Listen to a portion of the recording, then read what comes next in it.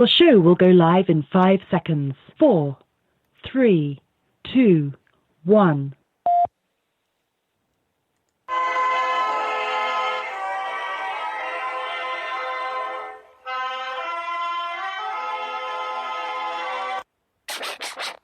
But we have to pass the bill so that you can find out what is in it. What? If you like your doctor, you will be able to keep your doctor. What difference at this point does it make? Doesn't make sense.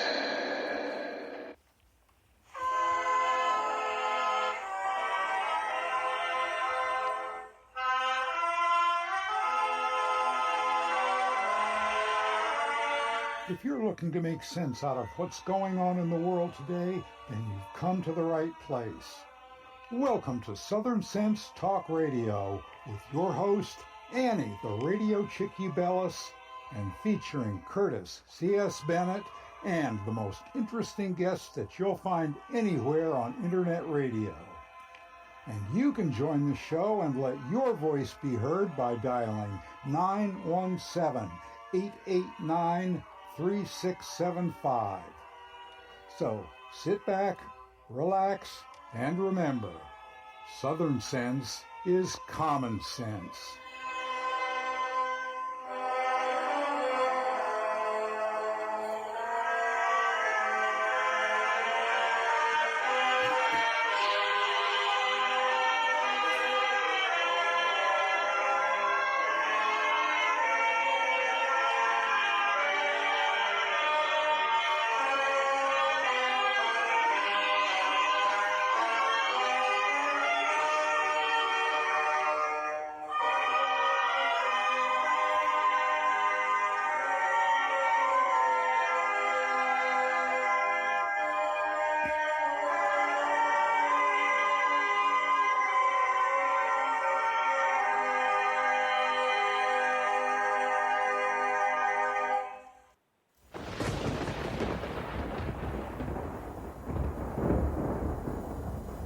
When an emergency strikes, what's your first impulse? If your answer is run to the grocery store, you're likely to find chaos and plenty of empty shelves. So how do you avoid this? Well, it's simple. You use today to make a plan, to prepare for things that may happen. It's a hurricane, earthquake, blizzard, or even social unrest, especially in today's political environment. The practical place to start is by storing up food in your home. And I use My Patriot Supply for my food storage. If you don't have an emergency food supply, it's time to do so. Here's a great item that makes it really simple. A 2-week food kit that comes in a rugged tote. And it's only $75 when you go to my special website, preparewithsouthernsense.com, or call 888-441-7290. This food kit includes breakfast, lunch, and dinners that will last up to 25 years on your storage shelves. So order now and prepare yourself, and then rest easy. So it's very simple. Just call 888-441-7290 or go to preparewithsouthernsense.com. You know what? Let's make it even more simple than that. You're listening to my show, and it's called Southern Sense, and you know you put a dash in the middle, southern-sense.com, and click on the icon for My Patriot Food. All right, and I guess that ended a little sooner than I expected. Welcome to Southern Sense. You're listening live on Blog Talk Radio, SHR Media, the Lone Star Daily News up on iTunes, Stitcher, Spreaker, YouTube, Facebook, all the heck with it. Just go to the name of the show, put a dash in the middle, southern-sense.com. I'm your hostess with the mostest, the radio chick, Annie, who's on a roll today, along with my debonair and erudite co-host, Curtis C.S. Bennett. Good afternoon, Curtis. How are you today?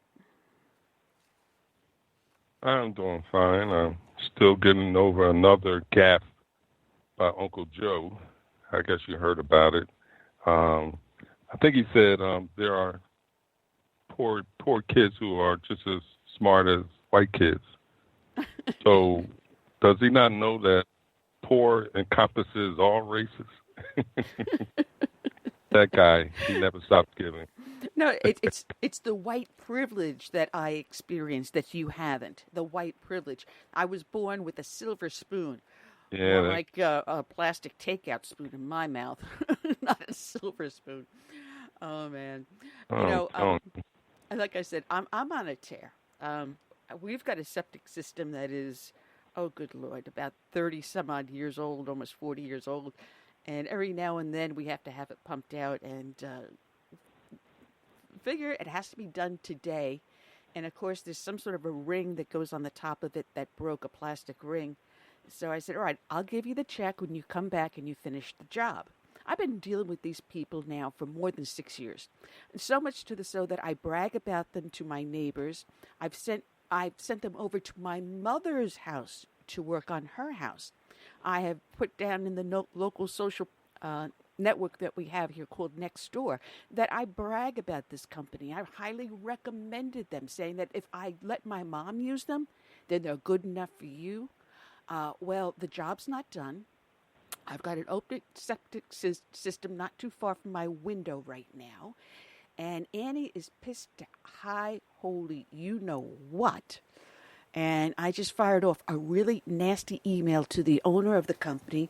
And I guarantee you that come 6 o'clock tonight when I get off the air, the job will not be complete. So we're going to have a weekend probably with an open septic system. And I better hope, they better hope, there's no rain. Because with it open, lordy, someone is going to be hearing the riot act read to them.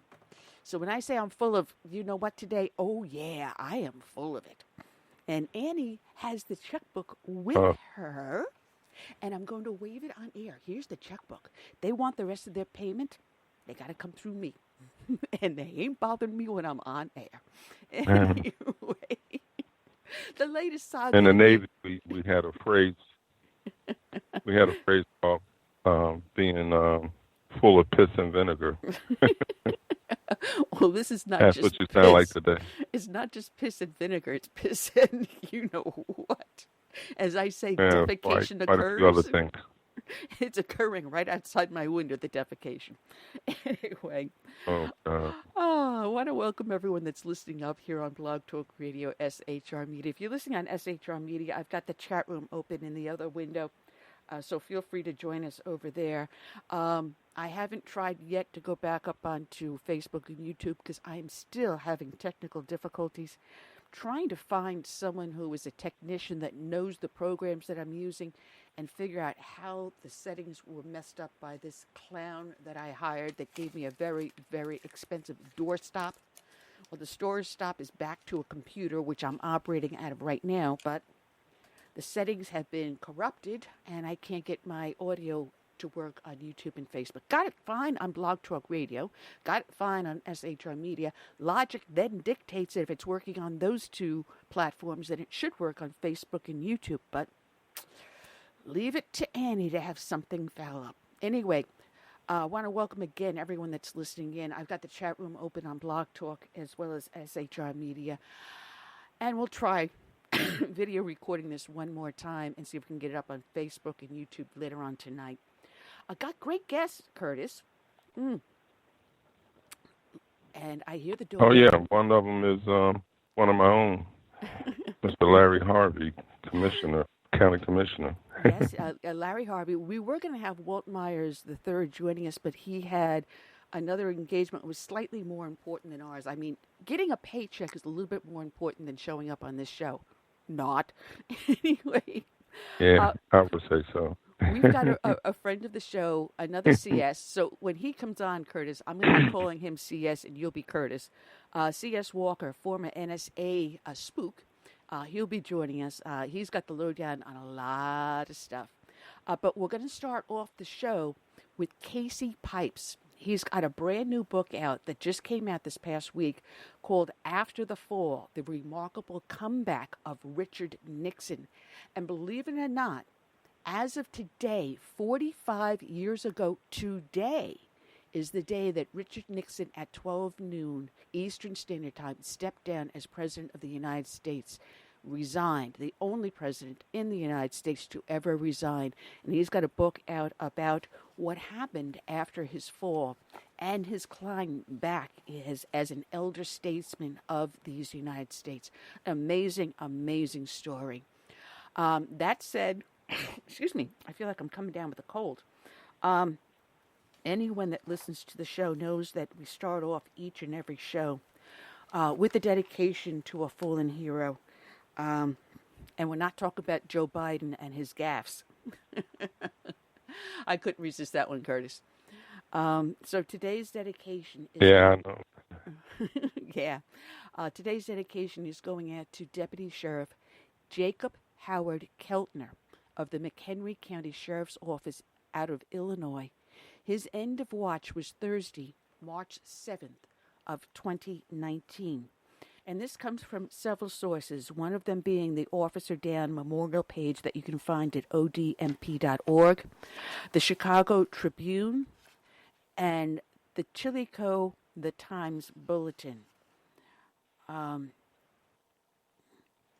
So it starts off with the Officer Dan Memorial page, and it reads, Deputy Sheriff Jacob Keltner was shot and killed as he and other members of the Great Lakes Regional Fugitive Task Force attempted to serve an arrest warrant in Rockford, Illinois.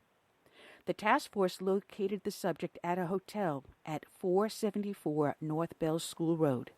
They were attempting to arrest the man at 9:15 a.m.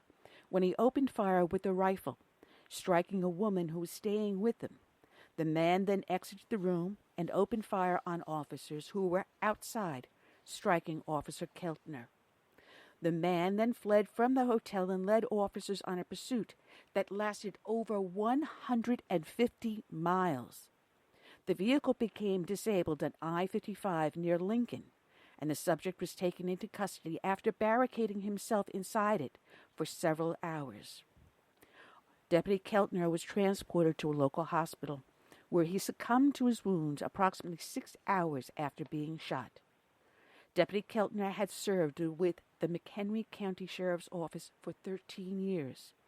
He is survived by his wife, 2 young children, his father and brother who both work in DuPage County law enforcement, and other family members. By John Keelman and Amanda Marazzo. Friends and colleagues of slain McHenry County Deputy Jacob Keltner remembered him at his funeral as a brave and tenacious fugitive hunter who, when the workday ended, transformed into a light-hearted husband and tender father. Officials said about 3,500 people, including hundreds of uniformed police officers from around the country, attended the service, filling 2 gymnasiums at Woodstock North High School. Keltner's flag-draped casket rested in front of a stage decked with photos of the deputy and his family, as other law enforcement officers shared their memories. Quote, Jake hunted evil and violent men, and he was great at it, said Tony Pina, a fellow member of the U.S. Marshal Service Great Lakes Regional Fugitive Task Force. He was truly gifted. Bad guys even respected Jake when they were taken into custody. 621 from County. 621 from County. 621 from County. All units be advised. 621 Deputy Keltner's not responding. Those words were spoken in the symbolic last radio call for a McHenry County Sheriff's deputy killed in the line of duty. Nearly a week after Deputy Jacob Keltner was shot outside a Rockford hotel, thousands of mourners and law enforcement officers from around the region and country attended his funeral. Keltner was shot in the head in the parking lot of the Extended Stay America Hotel, located at 474 North Bell School Road. He was pronounced dead a little more than 6 hours later. As a result, Deputy Keltner has ended his watch, the dispatcher said during Keltner's final radio call, a highly emotional tradition in funeral services for officers. Your spirit and strength will live on through your family, both blood and blue. Deputy Jacob Keltner, thank you for your service and ultimate sacrifice. Rest in peace, brother. We will take it from here. The Reverend Kendall Koenig, senior pastor of Light of Christ Lutheran Church in Algonquin, who spoke during the funeral, chuckled when calling Keltner the baby whisperer, who magically stood quiet and crying babies and toddlers. Friends, we are not heroes because of how we die, Koenig said. We are heroes for how we live, and you have lived it, Koenig said of Keltner. Koenig said that when Keltner got home, he engaged with his sons, Caleb and Carson, and wife Becky, with a tender heart.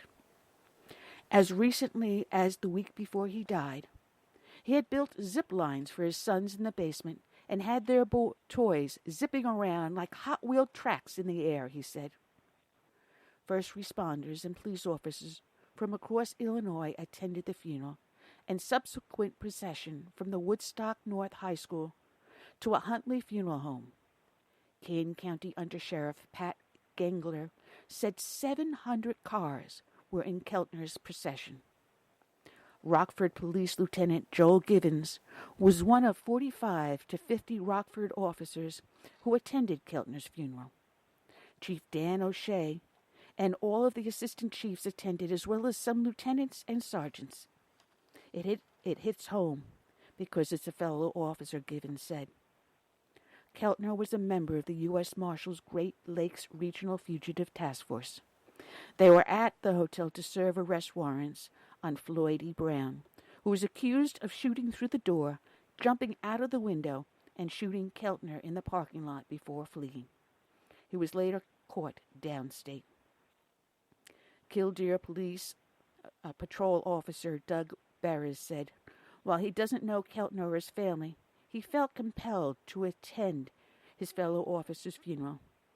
It's to show support for the family and all of the law enforcement officers here, Barris said. I have been in law enforcement for over 30 years.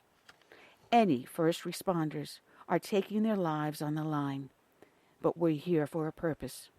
That purpose is to serve the public. The perpetrator had several warrants for his arrest. He was a very violent person. They were thinking of the female in there, and she wanted to get out, Barris said. Now we lost a fellow officer because they were trying to take a violent felon off the streets. Mourners packed the main gym at Woodstock North High School, with some overflowing into an auxiliary gym. School district spokesman Kevin Lyons said the main gym's capacity is about 3,000 people. Members of the media were not allowed in the gym or auxiliary gym during the funeral. Downers Grove police officer Brian Matera said he drove about 1.5 hours to attend Keltner's funeral, even though he didn't know him. It's important to me so the officers who have given the ultimate sacrifice are remembered as the heroes they are. Matera had a message for Keltner's wife and 2 sons. Thank you. Thank you for allowing him to protect and serve and keep the citizens safe. Wearing a Harley-Davidson patch on his black motorcycle jacket, McHenry Township Clerk Dan Aylward, a member of the Warriors Watch Riders, expressed his sympathy for Keltner's family, saying his own father was a Chicago police officer. His son-in-law was a police officer in North Carolina, and other relatives were in law enforcement. There is no closure. That's something they're never going to get over, Aylward said. You just get up in the morning and splash water on your face and face another day and go on with it. He said he was praying for Keltner's family. I wish there was something I could do, Aylward said. Unfortunately, there isn't. Just prayer. And I know that someday you'll see him again. And finally,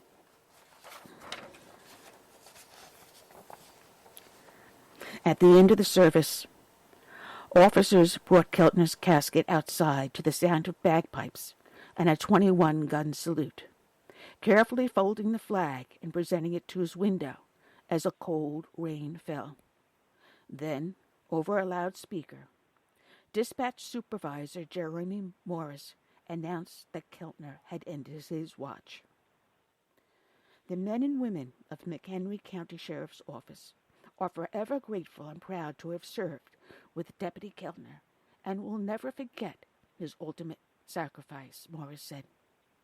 Citizens of McHenry County, Illinois, and the United States ask you and thank you for your service.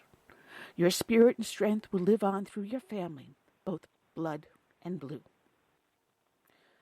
The casket was placed into a hearse that left the high school on a slow drive to a Hunley funeral home. 3 police cars in front, more than 700 trailing behind, as scores of county residents stood solemnly along the roadside. It's tough, but it is great to see all the support out there, said Dan Golbeck, an employee of the McHenry County Clerk's Office who watched as the procession went by the county courthouse. I think everyone wants to show their respect. He gave his life for all of us. I think that's the least we can do. Today's show is dedicated to Deputy Sheriff Jacob Howard Keltner. It is also dedicated to all the brave men and women out there that serve as first responders, be they law enforcement, firefighters, or emergency services. It's also dedicated to all the brave men and women out there who serve in our military from the birth of this nation through today and into its future. We dedicate to them this song, Amazing Grace. May God bless each and every one.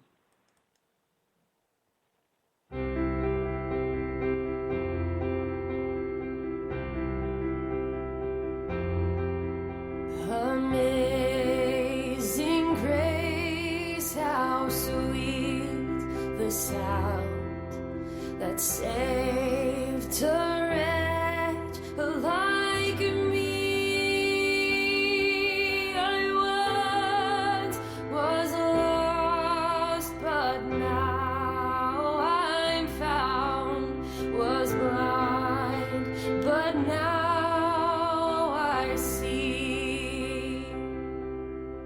'Twas grace that taught my heart to fear, and grace my fears relieved.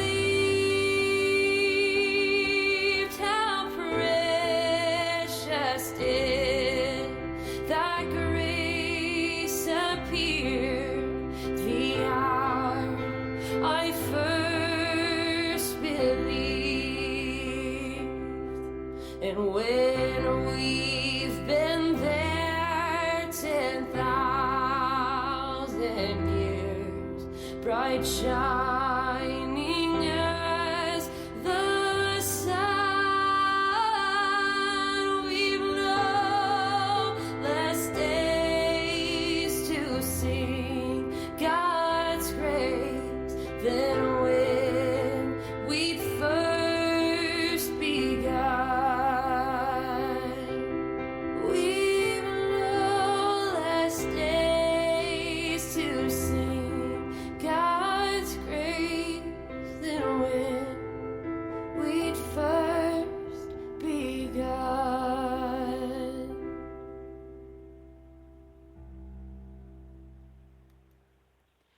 All right, and we're back. You're here listening to Southern Sense here on Blog Talk Radio, SHR Media, the Lone Star Daily News, up on iTunes, Stitcher, Spreaker, YouTube, Facebook, all the heck with it. Just go to the name of the show, put a dash in the middle, southern-sense.com. Excuse me, I must be coming down with the cold. But, Curtis, go figure.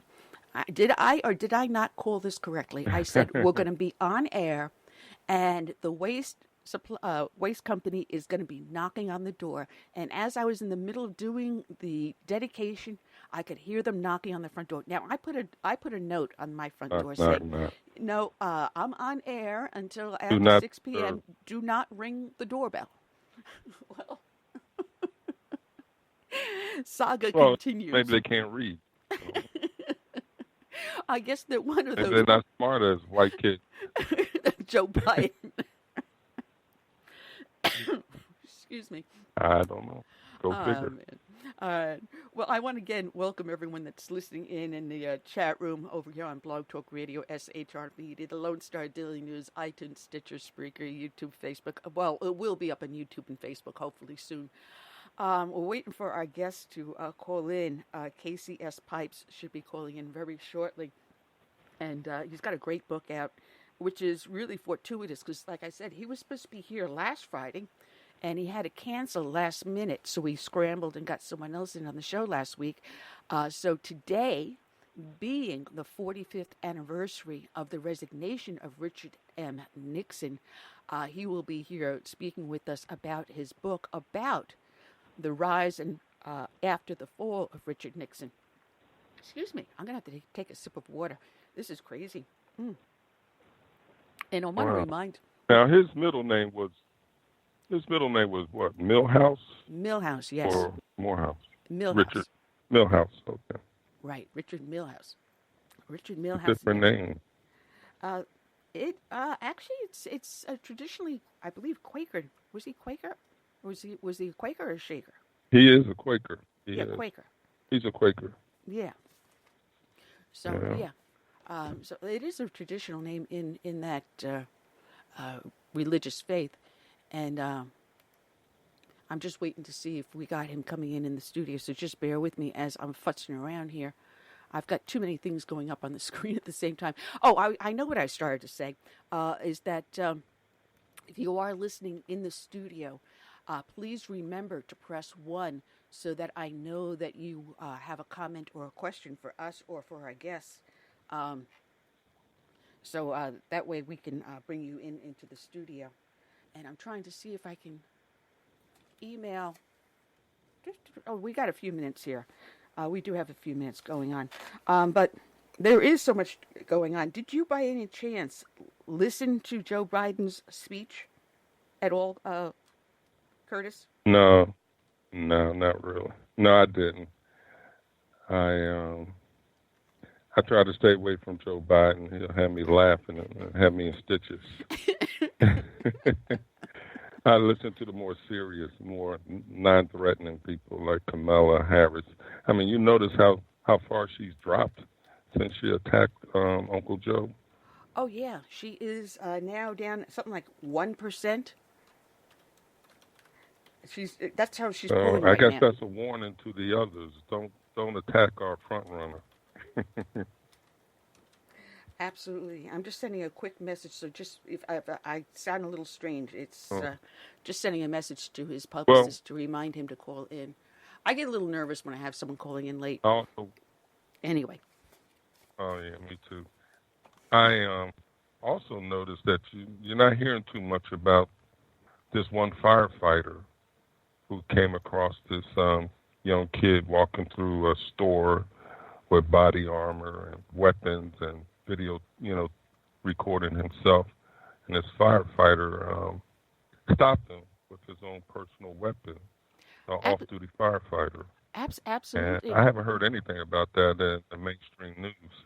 No, and, we're going to be talking to C.S. Walker a little bit later, and we will mention the shooters because he had posted something up earlier today on Twitter about these shooters and how the left is going absolutely ape over the fact that this guy had mentioned Trump, this one down in Texas at the Texas Walmart in El Paso, had mentioned Trump in his 4-page manifesto. But this guy was not a Trump supporter. And if you read the manifesto, which is actually unreadable, really, I tried to wade through it myself, he sounded more like an AOC supporter than a Trump supporter, honestly. He went after both political parties. He went after the corporations. He is a pro-environmentalist to the point of being a nut job. So yeah, there's a lot to talk about later on when Casey is on the show, and I do believe this is our guest calling in on the line. And is this Casey Pipes? This is. Well, good afternoon, Casey. You know, I do think that the good Lord is looking after me at times, because you were supposed to be on last week, and instead you had to change to today. And today, it being a momentous day, the only time this has happened in American history to an American president, Richard Nixon resigned on this day as of 12 noon 45 years ago. It's amazing. And of course, the story that I was privileged to tell is the 20 years that began on that August 9th, the last 20 years of his life that we really have not known much about until now. And what I found out in researching it is he was way more active and way more successful during his post-presidency than we've ever realized. He didn't stay down for very long. He made quite a comeback, and that's the story in the book. It is a fascinating story, and you know, you had me going back out. Now, I happened to have been alive at the time, a young lady at the time. I was still in school. I hadn't quite graduated high school just yet there. So I remember everything. I remember watching the fall of Saigon on TV with tears just streaming down my face and my father's face, watching the end of the Vietnam War in such a horrific manner, and what ensued after that with the rise of communism in Vietnam, in Cambodia, and other Asian lands around there, the rise of the Khmer Rouge. These are all things I lived through. And then the fall of Richard Nixon, the attempt to continue to legally go after him afterwards, the fight over his library, all these things I lived through. And when you wrote about it, I went back in a time capsule on this one. It really is remarkable. I mean, those 20 years from 1974 to 1994 were extraordinarily eventful. I mean, he doesn't go quietly away into the good night. And some of that is by necessity. He really, by necessity, redefines the role of the ex-presidents. When he becomes an ex-president, there are no other ex-presidents alive. Johnson and Eisenhower and Truman had all died in the previous 4 years. And so he has to sort of figure out, how do I do this? And he decides to not retire, essentially, because he has to make a living. He has huge financial bills. He has huge legal bills coming in. He has $500 in the bank account at one point in late 1974. So he's got to figure out, what do I do with the rest of my life? He's been disbarred in New York. He has to resign the bar in California. So he can't practice law. And what he does is he creates a new type of former president. Former presidents used to basically just retire. Johnson went to his ranch. Eisenhower went to Gettysburg and played golf. Nixon goes to work. He goes into the office every day. He starts writing books, particularly on foreign policy. And eventually he becomes a trusted advisor and counselor to 3 presidents. So it's remarkable how successful he was. And it's interesting that former presidents that we know today, George W. Bush, Barack Obama, Bill Clinton, they are much closely following the Nixon model than they are any other previous ex-president. They don't retire. They go to work too. And so this is the Nixon model of an active ex-president trying to still be involved, influencing policy where he can. And it really came from Nixon, and it came from necessity. It's funny because if you look at former presidents, a lot of them ended up in their later years being destitute. Harry Truman had to be bailed out. He was that broke. And with Nixon setting a whole new model, he says, listen, I got a problem. I've got all these medical bills because he got very, very sick. He had thrombosis, which is a blood clot in the leg. And since I'm someone that suffers from atrial fibrillation, when I'm reading that part of his life and what he was going through, I could really relate to a lot of that. I mean, medicine has, advanced to the point where a lot of what he went through back then, people don't have to suffer from today. Thank God for that.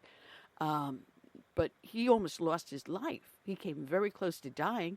And then later on, a short time later, his wife, Pat Nixon, took gravely ill with a stroke. And she was always the strong one. You know, everyone relied on Pat to hold it together. You know, he was absolutely destitute when she fell ill. Correct. I mean, it's remarkable the health challenges that both of them faced. And as you say, in the fall of 1974, he's rushed to Long Beach Hospital. Emergency surgery is performed.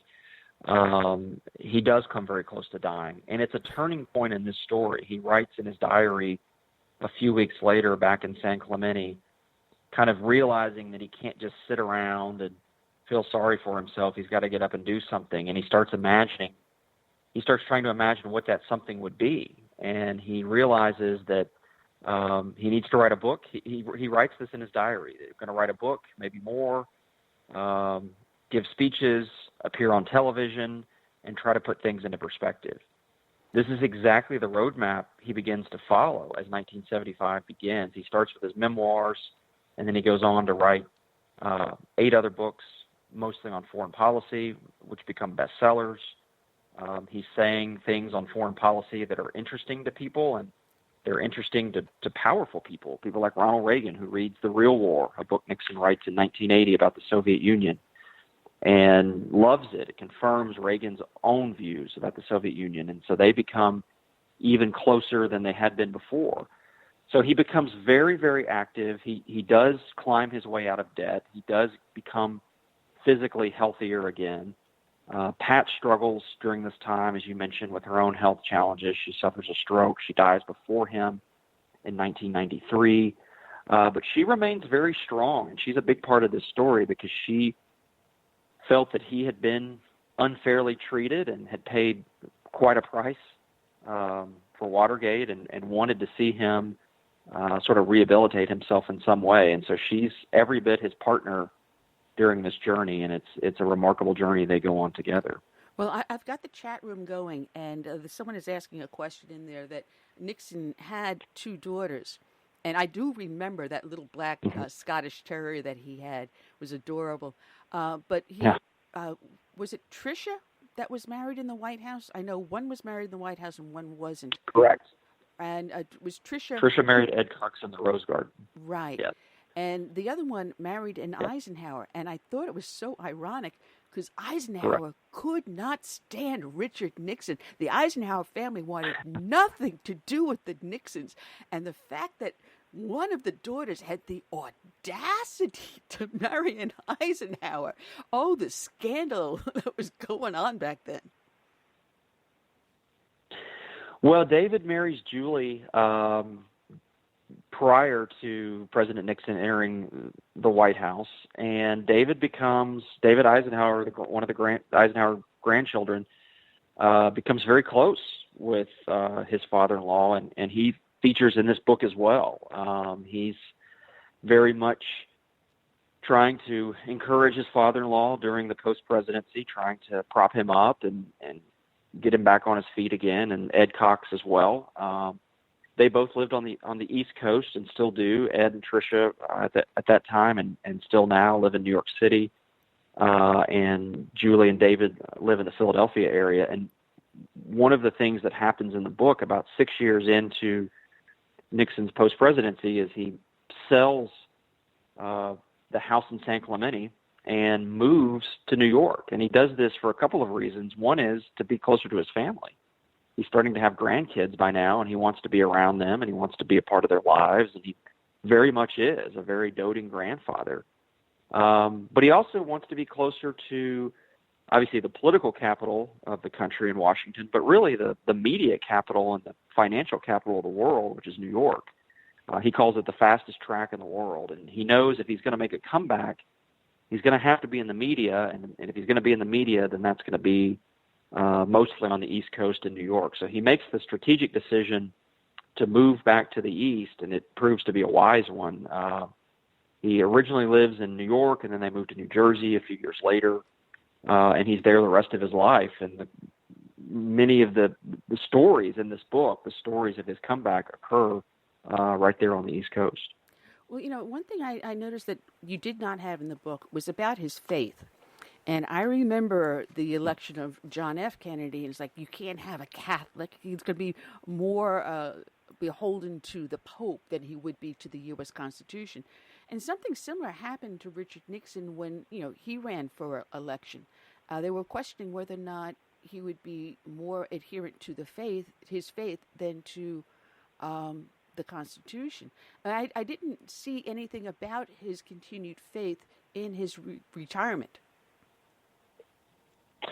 There are a couple of glimpses of it. There's a story in the book about when he goes to visit his friend Bud McFarlane, who had been Reagan's national security advisor, and during the Iran-Contra scandal had attempted suicide. And when he awoke in the hospital, there was Richard Nixon sitting at his bedside, waiting on him and wanting to cheer him up. And Nixon visits with him, and he points to the Bible on the nightstand next to the bed, and he tells McFarlane, you're going to need an anchor if you're going to climb out of this, and your faith can be that anchor. It can help you out of this. He talked towards the end of his life with his aide, Monica Crowley, about going to a wedding in a church setting, and how religion is complicated. People go about it different ways, and he says to her, the only reason I don't really attend regularly is because it would be such a distraction to have to go in and security and all of the things that would entail if he made an appearance. But he's still very aware of the spiritual element to life. He was a private man, as you know, and it was not something that he was terribly reflective about. But I think it was there underneath the core, and it was a part of what drove him. He felt that he was not done. He felt that there was something else he could give, that he could offer, which is a very biblical concept, that we're all given gifts from God to use. And I think he certainly felt that particularly his insights and his gift on foreign policy and world affairs was something that he wasn't done with, and he wanted to use those gifts for the rest of his life, and he did, and that's the story in this book. It is such a fascinating story on this one. And one of the things that I found that when you're reading this story at this point in time, the correlation to what is going on now with Trump. Now, I know you write for Politico and a couple of other USA Today, so I know you're following this, but I find it quite ironic that here we have both Republicans, both were facing impeachment, and both was an attempt to bring down a presidency that the left doesn't agree with. And I find the parallel very interesting. Well, there's been much made of this, of course, in the media, and there certainly are similarities between the two. There's also vast differences, of course, but they certainly shared a contempt, I would say, for mainstream media. Nixon was a little more reserved in the language he used publicly, at least, to describe the media than the current president is, but I don't think he thought much more of them than Trump does. He certainly would have, the phrase fake news is certainly something that he would have appealed to him. I think he felt a lot of his coverage was probably fake news. So there are similarities there. The scandals are obviously different. One of them was sort of, the Watergate scandal is, and the book sort of begins after Watergate, but it deals with kind of the aftermath of it. But Watergate was sort of him almost kind of covering for his friends when he found out, they had a role in this. It was not something he had been part of originally. The Russia stuff is sort of a whole different category of allegations. So I don't know that they're similar in that regard. But I do think, one thing I've written about publicly is the comparisons on foreign policy, where I think in some ways Trump represents a throwback to Nixon. Nixon believed in realism, that American foreign policy should be based on American national interest, not on humanitarianism, not on promoting human rights. Those things are fine, they're important, but they're secondary goals. The main goal should be protecting American interest around the world. And I think Trump, although he's clumsier in how he goes about it, I think he would say that that's what he's trying to do. He was asked a few weeks ago about American troops in Afghanistan, and he said, we can't be the policeman of the world, we can't be building schools for everybody. these are sort of shades of Nixon, shades of realism coming out. So I do think there's comparisons there, and that's something that I think we'll continue to see going forward. Well, I've got that all highlighted because anyone that knows me, I've got the book up in front of the camera right now. They can see that I've got my little Post-it notes all over the place. I don't have anything handwritten down. I've got a ton of Post-it notes, as my co-host will tell you. My co-host is Curtis C.S. Bennett, who's got 24 books out there. So, Casey, you got a ways to catch up. Go ahead, Curtis. A long way to go. Casey, how close were Nixon and Kissinger, and what's the difference between their relationship with China and Trump's relationship with China? I don't know that I would say they were close. They respected each other intellectually, and there was almost a bit of a competition between them. Certainly when Nixon was in office, and to some extent, and Robert Dallek has written about this in his book about Nixon and Kissinger, even in the post-presidency, there was sort of some kind of jockeying for who deserved credit for what, because even in the aftermath of Watergate, Nixon was seen as being a foreign policy success as president. So I don't know that I would say they were necessarily close. But again, Nixon was not terribly close. I mean, he was not the type to have, deep, warm type friendships. He had them with a few people, a few close intimates, but not usually working associates. In terms of China, it's a fascinating question. And I always say Nixon's initiative to China in some ways is misunderstood today, or it's misremembered. He was not doing it out of a naive posture for goodwill in the world. He was doing it as an act of the Cold War. He wanted to find a way to drive a wedge between the Chinese and their patron, which was the Soviets. And so it was very much a shrewd Cold War strategy to sort of divide these two allies from each other. And so he saw the opening to China very much through the lens of the Cold War. Now, he certainly recognized, as he said, that you can't ignore a country of this size. I mean, he would talk about it, when he was alive, it was 750 million. Of course, it's over 1 billion today. You can't just simply pretend they're not there and that Taiwan is the one China. Obviously, they're China and they're there, and we're better off engaging with them and having a relationship with them than we are trying to ignore them. But that having been said, I mean, he was, as I said, he was not naive. I mean, he certainly knew what they were capable of doing. I tell the story in the book of him traveling to China in the aftermath of Tiananmen Square and meeting with Deng Xiaoping and saying, one more incident like that could be the death of the Chinese relationship with the U.S. I mean, just brutal, blunt language. By no means letting them off the hook. By no means saying, oh, this will die down, don't worry about it. I mean, telling them, you guys better knock this off. This is totally unacceptable. You're totally out of line. And it could affect your relationship with the U.S.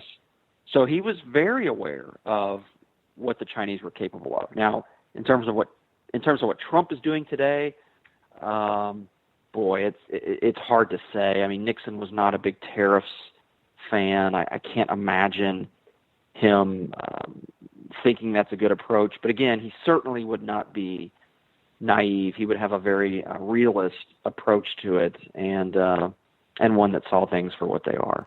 Well, what I find amazing, and there is a similarity here, because when Nixon did go to China, he had a lot of American oil companies that wanted to ride on his coattails and open up companies in China. And Nixon refused to do that. He knew what the dangers were going to be, and he didn't want to have that as a negotiation tool on the side of the Chinese to be held against the United States. He was very shrewd. He would not go into a negotiation with a give and take. He always went in there with the power of strength. And he understood the mentality of the Chinese mind as well as of the Soviet mind. He understood that you do not go in there putting stuff on the table to give away. You went in there saying, you are going to give me whether you like it or not. It's true, and a lot of this comes out in the book during the Reagan chapters of the book, where he's working with President Reagan behind the scenes as President Reagan is negotiating with Mikhail Gorbachev. Nixon wanted Reagan to, he wanted him to negotiate, but he wanted him to negotiate from a position of strength. And he wanted him to not just seek a deal for the sake of having a deal, but to get a deal that was meaningful. And his definition of meaningful was when the Soviets would make concessions, major concessions, both in terms of their nuclear weaponry and their conventional weaponry. So he's very involved in the late 1980s, probably more than anybody's realized before, in encouraging President Reagan to negotiate, but to take a hard line. And, of course, one of the sticking points that comes up during this time period, and I talk about this in the book, is SDI, which is President Reagan's plans for a defensive shield, a nuclear defensive shield, Star Wars, as Ted Kennedy called it. That's right. And, of course, Gorbachev sort of balks at this idea, and at Reykjavik, famously, the deal falls apart because he says at the last minute this all is contingent upon SDI going away, and Reagan wouldn't give it up. Nixon helps square the circle. He suggests to the Reagan White House, why don't you offer to share the technology? It's a defensive technology. There's nothing offensive about it. There's nothing to be scared of. If we have it, they can have it too. It's a protection. And so by offering to do that, you sort of you diffuse the issue, and you take away the excuse that Gorbachev was using to avoid further meetings. And, of course, this is essentially what Reagan does, and it does, to some extent, work. They do continue meeting, and, of course, they end up with the INF Treaty in 1987, which, ironically, Nixon publicly breaks with Reagan on. He thought Reagan gave up too much in the details of the negotiation.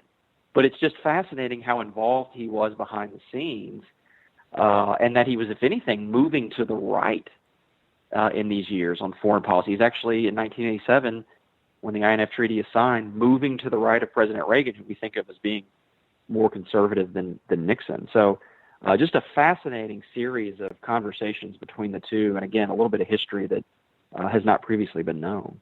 Well, he was one of the few presidents, as early as he did, recognizing the power of the press. And I think that drove home his first failed debate with John Kennedy. How Kennedy came out looking like the boy wonder and Nixon like the buffoon. A lot of it had to do with the makeup and camera angles and the preparation. He understood from that moment forward that you had to schmooze the press. But also you write in your book, which I found very, very interesting, that Nixon managed to take shots at some familiar suspects.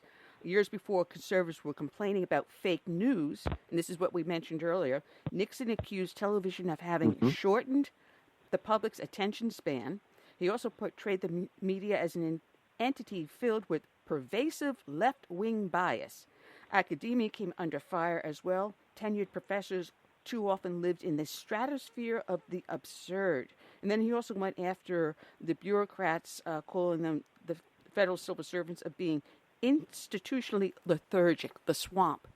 He was saying all these things long before Trump ever mentioned it. It's remarkable, and again, I think there are this kind of falls into that category of some of the similarities the two men share. It's interesting. He actually, in some ways, had his eye on Trump. There's a story in the book where Pat watches Trump on a television show and is impressed with how well he performs and handles himself. She mentions it to her husband, and he writes Trump a note and says, "My wife Pat saw you on television. She said you were great, and if you ever run for office someday, you'll be a natural." And that note is now framed and hanging in the Oval Office today. It's one of Trump's prized possessions. So he always had a political sixth sense. He always was watching races and watching rising political figures and sort of handicapping races, and it's just amazing how insightful he could be even into his old age. I mean, he's as he's preparing to die in 1994. I mean, he wants obviously he wants Bill Clinton to deliver a eulogy because he's the Democratic president and it's the perfect capstone on his comeback. But he also wants Bob Dole and Pete Wilson to deliver eulogies. And the reason for that is he thought they would both end up running for president in 96, which they did. And he thought that, one of them might likely end up being the nominee, which turns out was correct. It was Bob Dole. So he was always thinking ahead, and he was always thinking strategically. He had a really finely tuned sixth sense, and he could kind of anticipate things down the road. And I don't think that left him all the way up until the very end. No, he played life as a chess match. He was always having several moves ahead. And it's ironic because, as you said, he always had his eye out there. And he didn't originally have too much credence in Ronald Reagan until he saw Reagan working the crowd, working the media. And Reagan's quick wit and ready response, he helped Reagan actually prep for a lot of these debates. Should say a lot, because back then debates were rare. You may have only one between presidential candidates throughout the entire campaign. Not like you see today. It's like every other week the Democrats, all 20 of them, are up on a stage debating each other ad nauseum. I have to have a barf bag on my lap when I try to watch it. But it was something that was special, where you got to see the candidates hone their skills, put their policies out there, not like what we see today. It was a completely different way of choosing a candidate. Yeah, and he saw that Reagan was a natural at the public element of politics, and he wanted to find ways for Reagan to take advantage of that. So he did send memos to the Reagan team in 1980 suggesting even sound bites, things that he could say during the debates. He thought that Reagan would do better than most people. I mean, people forget now, looking back. I mean, people thought, oh, Reagan's not, he's not as smart as Carter. Carter was an engineer. He's so smart. And, will he be able to stand his ground and talk about the issues? Nixon had no such fears. He thought Reagan was going to be fine on camera. And he thought he was a natural as a communicator. He said to his son, Ed Cox, I have a great mind, Reagan has a great gut. And what he meant by that was Reagan's instinct and his ability to connect with ordinary people. And so shortly after the Reagan administration begins, he's still looking for ways to take advantage of Reagan's communication ability. And one of the ideas he comes up with is an idea he suggests to Mike Deaver, who was Reagan's longtime communications guru. And he suggests to him, why don't you create a Sunday radio address where the president speak to the country and kind of set the table for the news that week. Of course, Deaver changes it to Saturday, but the Saturday morning radio address begins in 1982, and we think of it as an invention of Ronald Reagan's, and it was, but the idea came from Richard Nixon, and we've never known that before. So he was very involved behind the scenes, and he wanted to find ways to capitalize on Reagan's great assets, which was his communication ability. He really admired Reagan for his ability to communicate. And I think in some ways you're right. It goes back to 1960 when, people listening on the radio thought Nixon won the debate. People watching television thought Kennedy won the debate. He did learn a lesson from that image does matter. And Reagan had that ability to not only look good on camera, but inspire people. And Nixon respected that at a very deep level and wanted to find ways to take advantage of it. And the Saturday morning radio address was one of those ways. He was a very, very interesting and amazing man. Go ahead, Curtis. In reaching out to China, Clinton is said to have given up a lot of technology that China was able to use militarily. Was Nixon careful not to go that far in reaching out to China? Yeah, I mean, remember, when Nixon was president, this was very, very early first steps in the relationship. So, the normalization and the details in the agreement came along much later. Some of that came along in '79 with President Carter, and then of course in the the late 80s and the early 90s, that's when you began to see issues like most favored nation trade status was a big issue in Congress. That comes up in the book during the Tiananmen Square episode where President Bush is concerned that there's going to be a pushback in Congress to punish the Chinese essentially and restrict trade, which would of course hurt American commerce as well, and he wanted to avoid that. And again, I think Nixon's trip to China and his blunt language perhaps helped on some of that. I think that the supercomputer stuff that came up in the late 90s and some of the charges that the Chinese were using this for military purposes. I mean, that sort of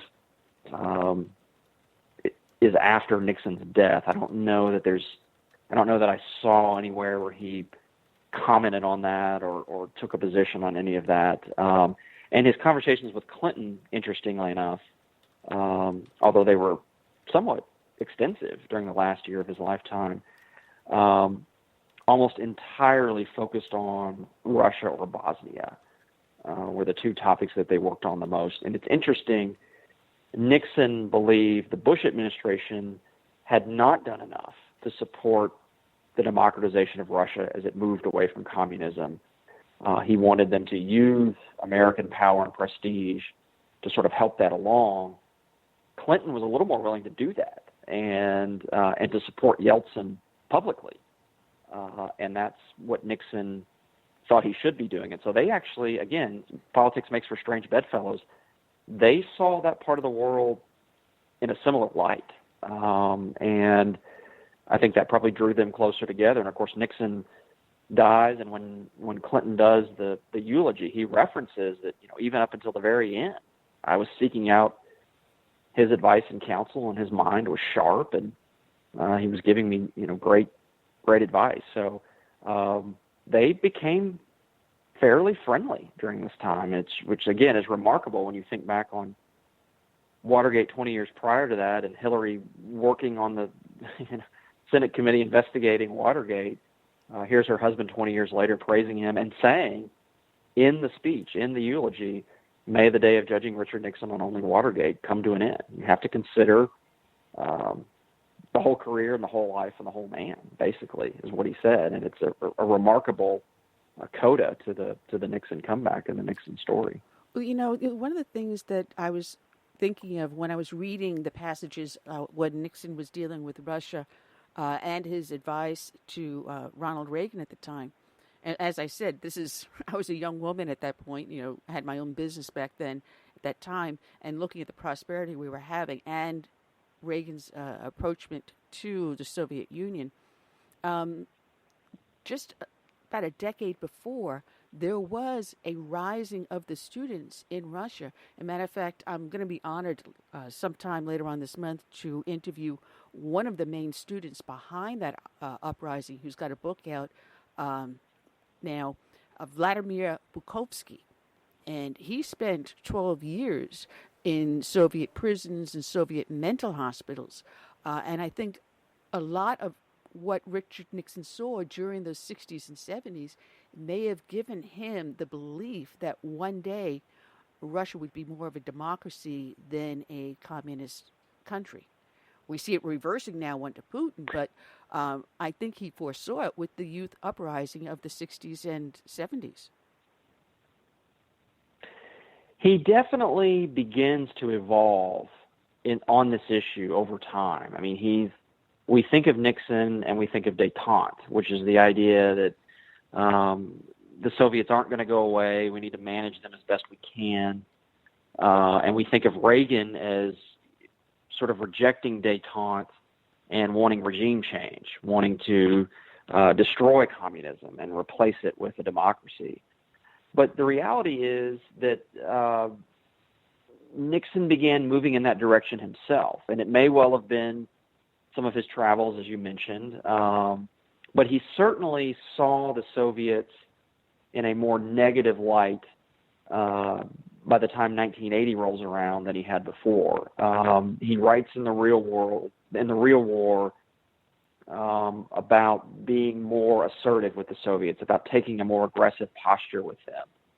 And again, this is confirming what Reagan already believed. Reagan reads the book and is informed by the book, but it's just kind of where Reagan already was. And so Nixon begins moving in that direction. And I think in many ways, as I've said earlier, almost kind of moves past Reagan to the right. He's very skeptical of the Soviets by the end of the 1980s. Now, when the wall does come down and communism does break down and Gorbachev leaves power and Yeltsin comes in, he sees that as a real opportunity for the U.S. to get involved and promote the democratization of the region, including the Baltic republics, which were breaking away. One of the people that, ironically, interestingly enough, endorsed my book on the back was Bill Clinton's ambassador to Estonia, which is one of those new democracies that emerged.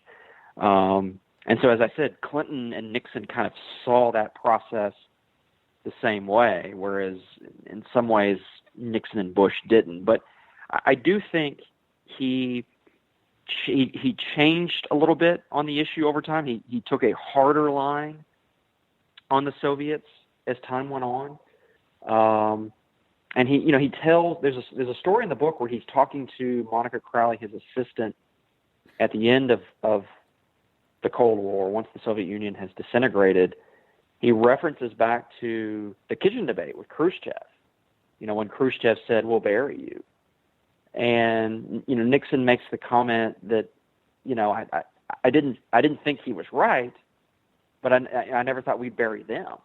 And he lived to see it. I mean, he saw the whole trajectory of the Cold War from its inception at the end of World War II to its end, its successful end for the West in the early 1990s. And he was a huge part of it. And his thinking and his writing was a huge part of it. And a lot of that is what I detail in After the Fall. Yeah, and he had a marvelous 20 years. The first few years were pretty hard for him, because coming from such a height, and you write about it extensively in his philosophy about, he knew he was going to go into a really dark period, but he knew that you start the journey with the first step. And he approached everything in his life with just the first step. And how, in many ways, he was humble, too, where every single day he would dress in his blue suit and tie, and he would walk to his office. Later on, when he moved to New Jersey, and I found this amazing that he would actually walk to his office through Manhattan. And, of course, I'm sure he had his Secret Service, tagging along.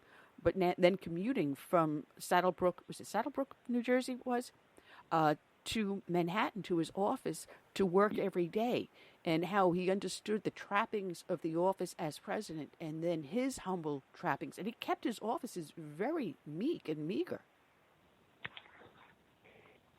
He did. I mean, he does move to Saddle River, as you mentioned, later in the exile period. But he's still very accessible. I mean, he's going out in public. He has restaurants he likes to frequent. There's a story I tell in the book about him showing up at a Burger King in New Jersey and, walking around signing autographs for everybody.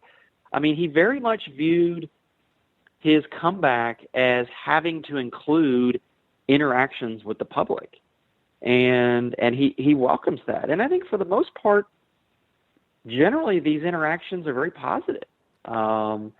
People, at least the ones that come up to him, at least the ones I write about in the book, are sympathetic to him. A lot of people felt that he had already paid an enormous price and almost felt sorry for him. And there was a lot of goodwill towards him during this time period.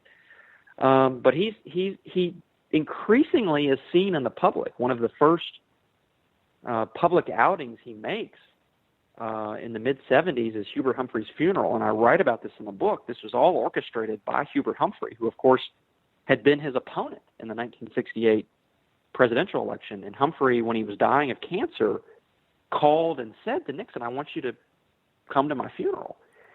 And he said to his wife when he hung up the phone, he said, "No president should live in exile." He did it on purpose. He wanted the public to see that if Hubert Humphrey, his Democratic opponent in 1968, could forgive Nixon and take him back, so should everybody else. And that was a big turning point when Nixon, because he did go to the funeral and he was seen in public, and it was his first trip back to Washington since Watergate. And it was a big moment. It was covered widely in the media. And I think more and more people began to accept him, and they began to see him. And then, of course, you know, the Frost interviews. I mean, the first time of the Frost interviews, there were 45 million viewers. Yeah, I was just going to mention that. Yeah, I mean, there are 45 million viewers. To this day, it's the most watched political interview in history. So people were interested in Nixon, and they wanted to hear from him, and they bought his books. His books became bestsellers. And he understood this on an instinctual level, that part of the comeback had to include the public. They had to see him. They had to touch him.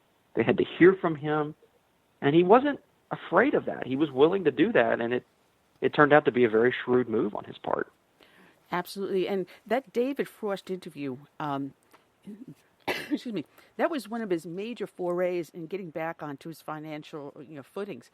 But reading about the negotiations and what was going back and forth behind the scenes, and how David Frost at certain points thought he had that huge got you moment, where he tried to get Nixon several times to admit not moral culpability, but legal responsibility for the Watergate break-ins.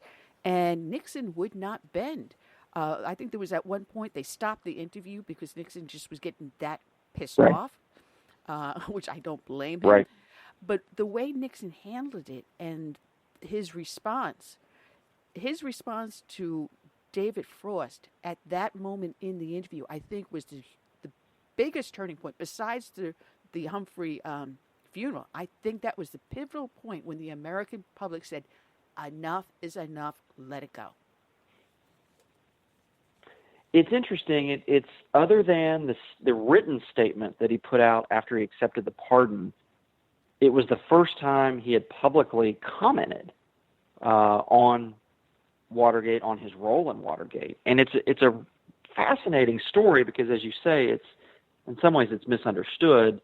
The story that Frost has put forward for years was that, they had kind of trapped him and had this line of questioning ready and were able to get, some sort of a confession out of him. The real story is quite different. He certainly knew the question was coming. And during the actual taping, Frost was very assertive during this period of the taping, was sort of talking over Nixon a little bit. And Nixon's chief of staff, Colonel Jack Brennan, held up a sign that said, "Let him talk." And Frost misread it, thought it said, "Let's talk." And so he took a break. So they turned off the cameras, and, Brennan talked to Frost and said, "You got to back off. You got to let him answer your questions." Well, in the meantime, Nixon, this is the part we've never really known until now, Nixon went back to his holding room to meet with his aide, Ken Kachigian, who I interviewed for the book. And they talked about this line of questioning and how, Nixon said, he wants me to say I committed a crime. I didn't commit a crime, and I'm not going to say that. And Kachigian says, "Well, what do you want to say?" And he said, "Well, the truth, that I let people down, and this thing snowballed, and it got out of control, and it certainly was my responsibility, and I feel terrible about it." And Kachigian says, "That's the perfect answer. That's exactly what you should say." So they go back out on the set. They turn on the cameras. Frost picks up where he left off. And, again, far from being this accidental confession, Nixon gives this answer that he and Kachigian had just worked on together. And he says, I didn't commit a crime, but he basically says he was morally wrong and that it was something that he would live with, and he let the country down. And Frost kind of persists in the line of questioning and says, "Well, what about impeachment?" And Nixon famously says, "I impeached myself." I mean, very strong language. And it's an important moment because this essentially is the formula that Nixon will return to throughout the rest of his life whenever the topic of Watergate comes up. He will not ever say he committed a crime, which I didn't find any evidence that he thought that he did. I mean, even in private, he felt that he hadn't. But he certainly knew he had done things wrong, and he certainly knew that he had tried to protect people he shouldn't have tried to protect, and had become a part of a cover-up, whether it crossed a legal line or not. He certainly let the country down. And that's the line that he returns to throughout the rest of his life. He did feel remorse. This is one of the myths that he, was trying to rewrite history during this 20 years, rewrite Watergate.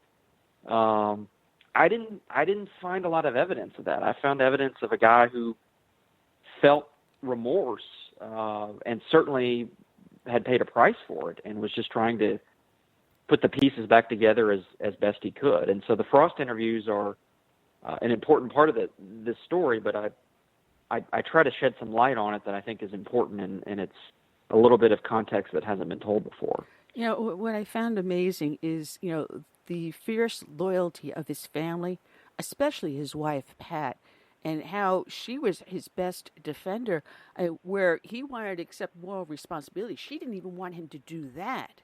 That's how much she felt he was in the right, and the media and the public were giving a wrong story. She was so staunchly strong behind him, such a strong-willed woman. And yet she also had not so great a past before she met Richard Nixon. And that's where her strength and stoicism came from. They were a great team. I mean, they complemented each other very well. She was very, very tough, as you know. She took Watergate very hard. She took it very personally. She felt that her husband had been in some ways treated unfairly, that he had paid too great a price. It hurt her very personally that sort of the legacy of Watergate and the shame of the scandal was something that I think weighed on her quite a bit. But that, she was as defiant as he was. I mean, she was as resilient as he was in many ways. And she spent her time and energy during this period largely with her family and being a mother and a grandmother. But I think it clearly took a toll on her physically. She has the stroke in 1976. Of course, she dies in 1993. I mean, it was a hard journey for her those last 20 years. It was in some ways a real struggle, but she had a lot of grit and a lot of tenacity, and I think she probably relished him achieving some level of redemption, probably as much or more than anyone did. I also found amazing is that how many people that had served with him in his administration stayed staunchly loyal to him. And those connections later on became his pipeline back into the White House. Some were great pipelines. Others were people that kind of like stepped on their own, what, like Al Haig. Who can forget that immemorable, that day right after Reagan was shot, and Al Haig turns around and says, "I'm in charge." Excuse me, there's a vice president before you. You're in charge of what, Al? But he was staunchly loyal to those individuals, and they in turn returned that loyalty. He was, and he was a tremendous networker. He was a pretty good friend. I mean, he was a guy that would, as I mentioned with Bud McFarlane, at a time when everyone was probably hiding from Bud McFarlane, he was sort of radioactive. Nixon shows up in his hospital room and is cheering him up. So he was very close to a number of people, particularly in the Reagan administration. A lot of them had Nixon ties, people like Len Nofziger, who had worked for Nixon and had worked for Reagan previously. Mike Deaver he had known for years. Obviously Al Haig that you mentioned is Reagan's first Secretary of State. George Shultz, who becomes the Secretary of State and had worked for Nixon as well. I mean, these were all people that he was very, very familiar with and very comfortable with. Now, it's not to say that he always agreed with what they were doing or they always agreed with the advice he was giving them, but he had an open line. Pat Buchanan is another one who shows up in the second Reagan term in the communication shop, had been with Nixon for years. And these are people that Nixon could pick up the phone and call or send a letter to or send a memo to.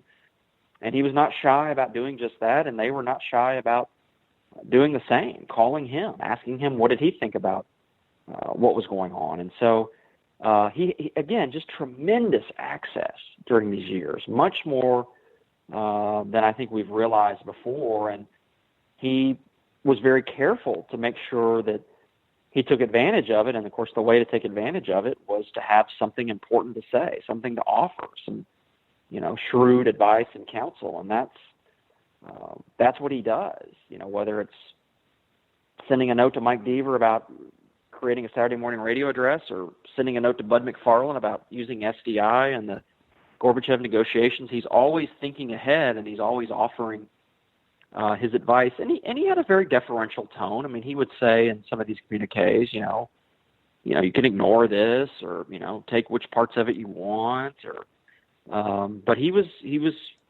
very, very valuable during this time to not just President Reagan, but a number of people around President Reagan. And just fascinating to watch him use these relationships. And that's a big part of this story. That it is. What I also found was his total disdain, which I couldn't agree with more, of Jimmy Carter.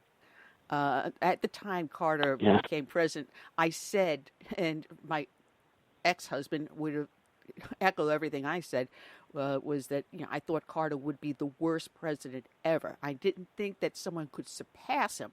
I didn't think that was possible. But Carter was a micromanager. And despite the fact Nixon really did not like him too much, and Carter couldn't stand Nixon, Carter did listen to his advice. Yeah, I mean, I think of the presidents that were around during the Nixon post-presidency, Ford and Carter were the two that he had the sort of least impact with, for different reasons. But in the case of Carter, Nixon, as you said, didn't think much of him. He thought he was in over his head, particularly on foreign policy. He thought the way that he handled the Shah of Iran, who had been a longstanding ally of the U.S., again, going back to Nixon's view of the world and realism and protecting our national interests and our allies, he really was sort of appalled at how all of that went down. And then, of course, when the hostage crisis takes place in Iran, he's appalled at the Carter reaction to it. But he sees it as sort of almost necessary for the country to take a leap of faith as they do and vote for Reagan. And so he sees the opening for Reagan in 1980, that people will want to respond to the weakness of Carter with the strength of Reagan, and that Reagan's sort of hard-edged Cold War ideology might actually work to Reagan's favor, and of course it did. And so he did not have a lot of influence during the Carter years and was not a fan of the Carter years, but certainly welcomed the new administration in 1981, and he certainly made the most of that. That it is a very, very fascinating book. The name of the book, excuse me, is After the Fall, The Remarkable Comeback of Richard Nixon. And matter of fact, to let you know, Casey, most of the people that listen to the show, because this is, just a podcast also, will listen to the podcast. So when they look at the description, they see a link directly to your website, which is your name, CaseySPipes.com. And they can get this book and the other books that you've also written, such as the one on Eisenhower and a lot of other great, great, interesting books out there. Right. And people can find you up on USA Today as well as Political. You're quite prolific out there. It is a very, very fascinating book, and there's so much to talk about. What I found fascinating was Nixon's reaction to the downing of the Korean airline, KAL 007.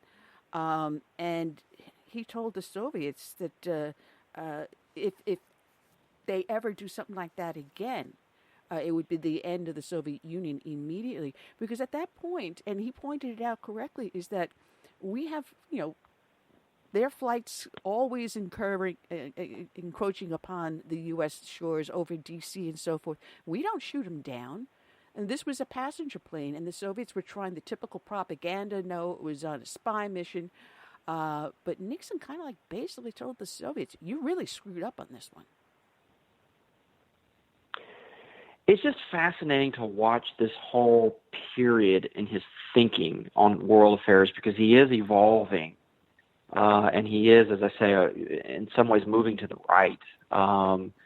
Reagan is almost kind of steadfast. If you watch Reagan's comments on the Soviet Union, as governor or as a private citizen in the late 1970s, they're pretty similar to what Reagan was saying in the 1980s. And Nixon's are similar as well, but there was a little more doubt from Nixon about who it was we were dealing with the Soviet Union. I mean, he becomes more and more convinced that we need to be tougher with them. And of course, a lot of things, going back to the Carter years, a lot of things that happened in the Carter years. I mean, you had the invasion of Afghanistan, for one. I mean, he certainly saw the aggressiveness of the Soviets in the face of the weakness of the Carter administration, and began to kind of see them in a darker light. And I think, as I say, I mean, he's there in the late 1980s. He meets with Gorbachev. He's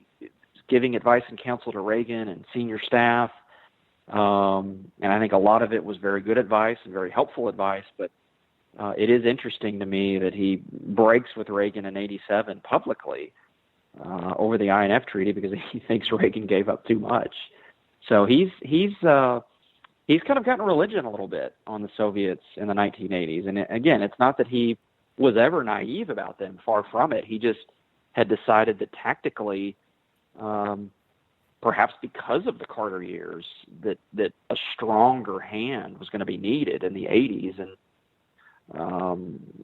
whether it was SDI or the Reagan military defense buildup, I mean, these were things that, I mean, he had written about and called for and championed, and he supported it. And,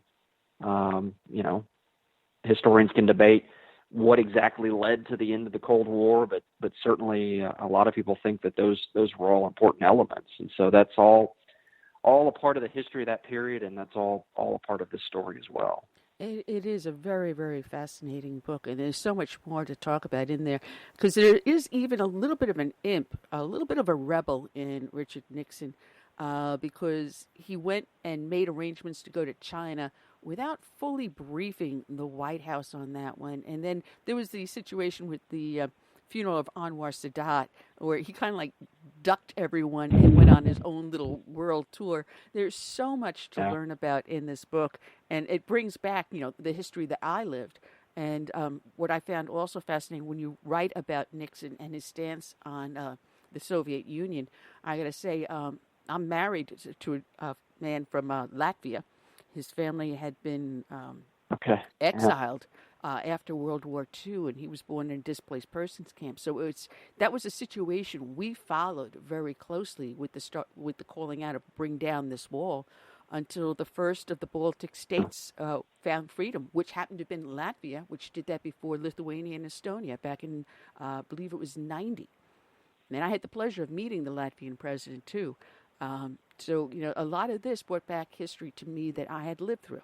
It's, again, a very fascinating book, which is titled After the Fall, The Remarkable Comeback of Richard Nixon. And I highly recommend, anyone that's got a school-age kid, a teenage kid out there, should read this book and really learn, what the history is not being taught in school. It's not being told about these people. Well, it's, as you say, it's a fascinating period of American history. It's in many ways the triumph of 40 years of American foreign policy in the Cold War, and Nixon had been a part of it almost from the beginning, in one way or another. And he was there at the end, and as I say, played maybe a bigger role than we've ever realized, particularly in the 80s with Ronald Reagan. So it's a fascinating story, and I enjoyed researching it and writing it, and I hope people enjoy reading it. Well, you can tell that you did enjoy researching it, and some of the names that come up in the throughout the book, I said, "Oh, really? I forgot that so and so was part of the Nixon story." Like Diane Sawyer, I'm like, of all people, Diane Sawyer and Richard Nixon. Yeah, I can see Monica Crowley easily, but Diane Sawyer, names that popped out, and I says, "Holy cow! I didn't know the connection there." But it's a great book, Casey, and good luck with it, especially today, the 45th anniversary of the resignation of Richard Nixon. Thank you for having me. I enjoyed it, and I appreciate it very much. And people can find you at CaseySPipes.com.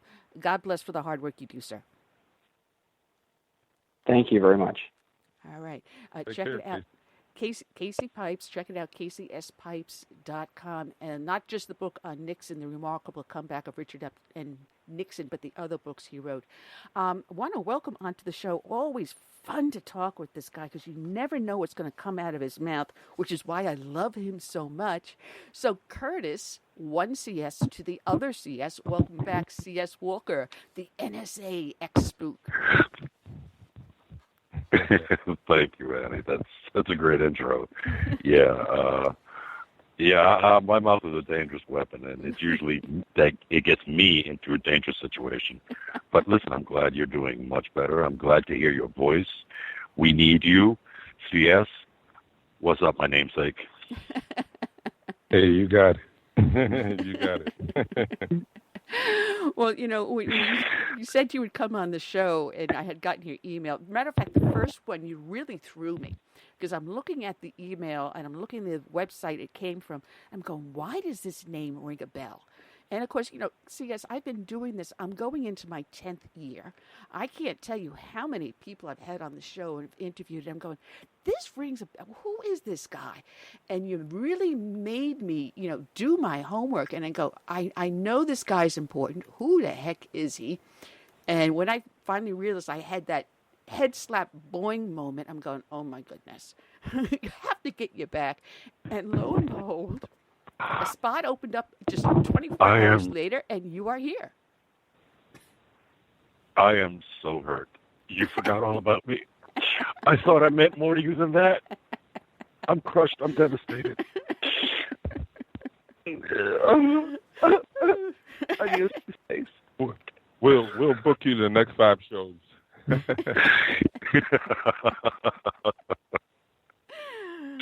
Yeah, listen, Annie. I mean, I've got so much information in my skull, and sometimes, I don't mind doing a memory dump. I will be more than happy to always come onto your program and just do this massive memory dump. But the problem with me is that it's like if I do a memory dump of, like, let's say 2 or 3 things, then me being the idiot that I am, I turn around and I consume information from 5 other subjects. And when I tell you I consume the information, no, I do a background check on that, and then I go deeper. For any information that I find there, I go even deeper. So, I mean, I may go back with information so far back, that things that happened maybe 10 years ago that led up to this situation today. So, like the whole thing with the problems that we're having with China. Well, I'm pretty sure that if Richard Nixon would have actually looked forward into the future and seen all the problems we're having with China today, he probably would have said, you know what? Let's just keep that door closed. Because honestly, the reason why, and this is my personal opinion from all the studies I've done, Richard Nixon went to China, opened trade with China in order to really annoy the hell out of the Soviet Union. Yeah. So, but if he would have foreseen the problems we're having today, he probably would have said, hold on, we're going to keep that door shut. No, he used China as a bargaining tool against the Soviets. He deliberately wanted to put a wedge between the two of them. Because you got to remember, he was also part of the World War II and the Korean War. People forget he served in the Navy during World War II. But if you can go even further back with his qualms with the Soviet Union, he was part of the Pumpkin Patch Papers, going back to Whittaker Chambers. Very few people do not realize that. And he knew about the Soviets spying on us long before we had Trump with Russiagate. Yeah, we won't even get into Russiagate because, I mean, the hypocrisy of the American government of how dare, the Russians use Twitter and Facebook to meddle in our election. Like, ooh, big threat. But the fact remains is that the United States did it to the Russians during the Obama administration. They did it to the Macedonians. They did it to the English with Brexit. They did it to the Israelis. I mean, we've been meddling in other people's elections and private affairs since Theodore Roosevelt. So who the hell are we to feign this anger, this outrage of, oh, they meddled in our election? Duh. Yeah. Eventually it was going to happen. Especially Israel. Yeah. I mean, Obama did not like Israel. I mean, but to me, it's like, if you're going to meddle in other countries' elections, then don't get upset when it's done to you. That's like, I'm going to punch you in the throat, but you hit me upside the head with a 2x4. Why should I be upset? Mm-hmm. I did it to you first. Wasn't it Obama who started a pact and then traveled to Israel to deliberately openly campaign against Netanyahu? Talk about meddling. This is a former president actively participating in another country's politics. So don't tell me about Russiagate. Well, you know what? I mean, let's not even talk about meddling in another nation's elections. The United States has a tendency of meddling in the elections of the United States. Now, I'm sure some of your listeners are going, how is that possible? Well, that's real easy. When Teddy Kennedy sent his right-hand man, Mr. Tunney, to the Soviet Union to speak with Yuri Andropov and asking Yuri Andropov to meddle in the American election against Ronald Reagan. Mm-hmm. So we meddle in our own elections.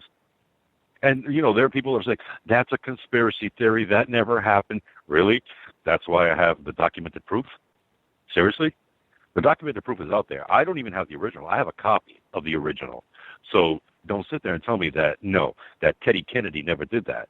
I mean, when he passed away, everybody was like, oh, he was such a good man. And I'm sitting there watching the news. I'm like, what Teddy Kennedy are you talking about? Mary Jo Kopechne. Yeah, I got to see that document as well. I know that document exists. Yeah. Oh, yeah. I mean, the reporter himself was British. He wasn't even Russian or anything. He was a British reporter. And this is at the end when communism fell and the Russians opened the doors to basically information gathering from news agencies. They said, oh, you want to know about our past? It's all right in there. Walk right on in. Yep. And nobody pointed him to it. This guy was digging and digging and digging and digging. He was looking for everything he can possibly get his hands on.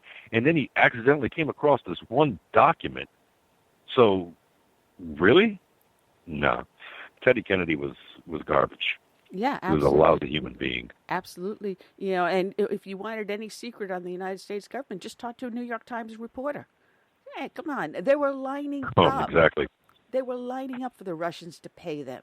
I mean, it was an extra few bucks in the bank account. Forget about that townhouse down in Soho. You'll be down on Fifth Avenue, baby. Just hook up with the New York Times and your local Soviet spy. Oh, why? You don't even have to do that. All you have to do is, if you're working at the New York Times or CNN or another news agency, well, you know what?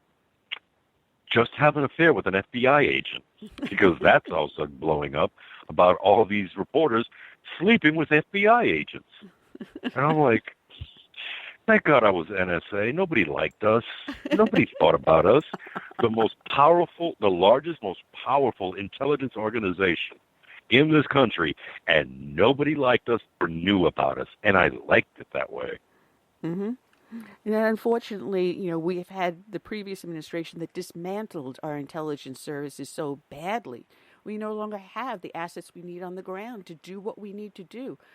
I'm hearing about, I mentioned this to the email I sent you, about the resurgence of ISIS in Syria. If we had intelligence assets on the ground, we would not see ISIS resurging. Well, see, here's where I kind of differ with you slightly. We do have the intelligence, past tense, we did have the intelligence assets on the ground. In fact, our greatest intelligence asset was idiots like me with the NSA. And why? Because of our, not just our abilities to collect intelligence, but many of us have also been cross-trained in other realms of the intelligence world, but also our ability to use communication systems, how to manipulate and use communication systems. Now, at one point in time, don't forget, the entire war in Iraq and Syria was being monitored in Qatar by Central Command. And It was during the Obama administration when he was saying, oh, yeah, we don't have to worry about ISIL, because he was calling them ISIL at the time. They're the JV team. Yeah, that's right. They are the JV team. My intelligence sources tell me they are no threat. Come to find out that the intelligence sources that he was talking about, in particular, Army intelligence and the NSA, they were taking the analysts were taking the data, handing it over to their bosses, and their bosses were rewriting the intelligence to make it look like ISIS was not a threat, that ISIS was insignificant. And the reason why this scandal broke out was because, get ready for this one, the president doesn't like bad news. Mm-hmm. Really? The president does not like bad news. By that point in time, I had already left the agency. I had retired, and my response to that was, and this is why I always wanted to meet him and punch him in the throat, because I really never liked him. He was a threat to, I mean, and then he sits there, and then Bubblehead Hillary turns around and says, 17 intelligence agencies say that Russia meddled. Really?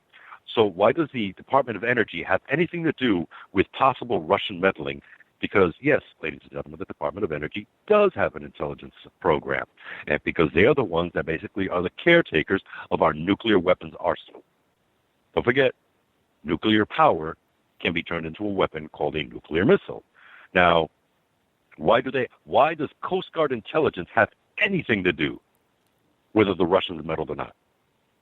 Why does Navy intelligence have any dog in the fight? They don't. So when she was saying that, both of them were saying 17 intelligence agencies, no, it was the FBI, the CIA, the ODNI, Office of the Defense Intelligence Agency, and the NSA. But the NSA says something different. And if any of you disagree with me, just go back and take a look. Comey, Clapper, and Brennan said, yes, Russia interfered in our election. The NSA said, it's possible. Big difference. Big, huge difference. One is a yes. The other one is, maybe. Mm-hmm. But everybody kept saying the 17 agencies when it was really one.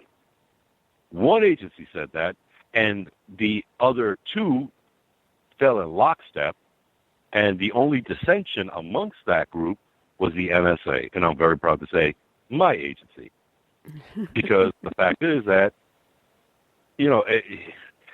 when they say that the Russians meddled with us in a cyber manner, okay, this is true. This is true. But it's like to say a Aston Martin DB10 and a Yugo are cars. Vastly different. Vastly different. But they're both cars. Well, hacking into a computer and using Twitter and Facebook is still cyber. There it is. They didn't go into details. They just said cyber. The same way I would say, I have a car. I'm not going to tell you it's a Yugo. I'll make you think it's an Aston Martin.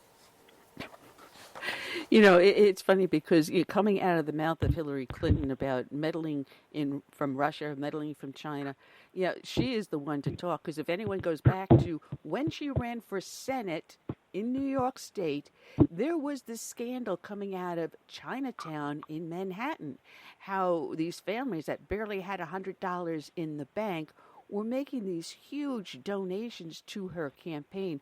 But lo and behold, this money was being funneled through, these handlers from China. Suddenly, this money coming from China through these poor families in Chinatown into her Senate campaign, and how that rolled over into her presidential campaign and her husband's presidential campaign. And oh, wait a minute, didn't they have connections through Uranium One? And what was that name of her butt boy that his brother also has connections through there? It's an incestuous circle here when you mention the Clintons. Well, first of all, let's make one thing perfectly clear. Ladies and gentlemen, doing knockoff purses and watches is not that lucrative in Chinatown. Let me make that perfectly clear, okay? Most people can say, this is not a Coach bag because it says couch. This is not a Rolex because it says Rolodex. So, yeah, no. I'm sorry, folks. Yeah, knockoff industry in Chinatown is not that lucrative in order for them to give that much money to the Clinton campaign. Now, as far as Uranium One is concerned, you know what? I have been trying to blow the whistle on this, and nobody will listen. Nobody wants to hear how easy it was for Uranium One to go through, because this is how easy it was. Let's say C.S. Bennett, Annie, and I are part of a little commission, a tiny little commission, no big deal. And in order for any one of our ideas to go through, we have to bring it to the commission. And we talk about it, and we decide whether to investigate, look deeper into it, and then send it on up to a higher authority. Well, the way that CFIUS, the way they worked, and this is how Uranium One got through. Hey, Annie, CS, I got something here. This is really cool, and it'll help the country. And this corporation is very, quote unquote, American friendly. Well, then Annie and CS look at me and they go, okay, let's take a look at it. Oh, there's no need. I already did the background research and it's good to go. Okay, send it to the boss. That's how Uranium One got through. That's it. The State Department brought the Uranium One proposal to CFIUS. They said that they had already conducted the background research and the background history on Uranium One, and that it was good to go. It was clear. That's when it went straight to President Barack Obama. Again, I have documentation to prove that what I'm saying is 100% true. You know, it's funny, CS. That's how Uranium One went through. Well, before Admiral Lyons passed away, he was on the show, and God bless, I love this guy. I met him when he was at the South Carolina Tea Party Coalition Convention. What a doll he is. But he, on the show, broke down the entire relationship of Uranium One, the Clintons, and good Lord, I can see his face, and I can't think of his name. I called him Clinton's butt boy, but he was involved with Pizzagate, and his brother was an executive with one of the Russian companies. Podesta. Thank you. Yes, Podesta. Yeah, whatever. You said it right. He broke down the entire relationship and how it was so circumventous, through Iran, through the Middle East, back up into Russia, through the Clintons, and, as you said, that little Covey Warren of State Department officials that just rubber-stamped it, which meant it was basically Podesta and Clinton that rubber-stamped everything, put it on Obama's desk. And he broke it down so marvelously. Mm-hmm. I had to take a legal pad and draw myself it all out in a graph. And if you saw the arrows and everything, it is crazy. And it doesn't take a brain surgeon to realize that was something stank, and it still stinks. Oh, God, yeah. Now, CS, you were going to ask me something? Yes, I was. You mentioned earlier that our government interferes with our own elections, or at least certain people in government, and we all know that. But what about our private lives? Like, you don't hear much about the Patriot Act, and at one time that's all we were hearing, the Patriot Act. What's going on with that? And are they still trying to get too involved in our privacy? If you can speak on that subject.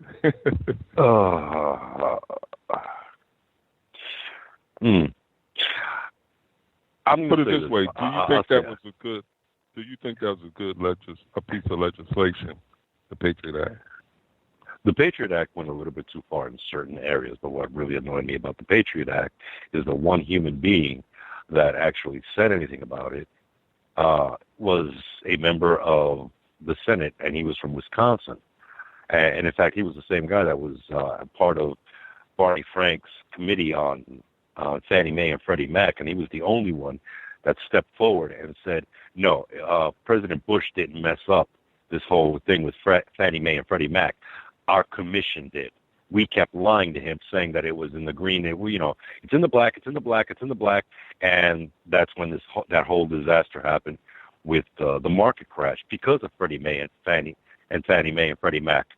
And he was the only politician to step forward and admit to it, and then not long after that, his career was destroyed in federal politics. But as far as the whole deal was that there were certain aspects that went just a little bit too far, but everybody jumped on board because it was popular. It was okay. And even John Kerry said, I voted against it after I voted for it. Okay, yeah, great. Way to go, Skippy. You're really not that brilliant. Swear to God, he did say that. I voted against it after I voted for it. And, it's like in hushed tones, you heard him saying, oh, yeah. But as far as the privacy of the American citizen is concerned, let me tell you one thing right now. I'm not going to go into any detail, but I'll say this much. And the best thing about getting caught is you learn how not to get caught. And I'll leave it at that. Yeah, it's funny because I had sent you the email about Amazon. And I nearly fell out of my Archie Bunker chair when I saw that, you've got different government entities, agencies, that want to take their data because it's taking up too much space in the government facilities and upload it to the cloud. Now, the cloud is basically run by Amazon. It's another company with a series of servers, and they're just storing your data for you. But then again, you've got the Alexis, you've got Siri, that are doing all these little data collections on individuals. And lo and behold, we're finding out now that there are members of Amazon that are listening to you, from you cursing out your spouse to listening to you have sex. And wonder why you'd worry about your own personal data.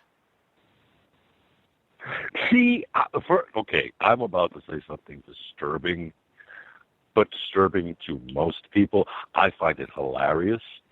I don't have a Siri, but if I did, at least once a week,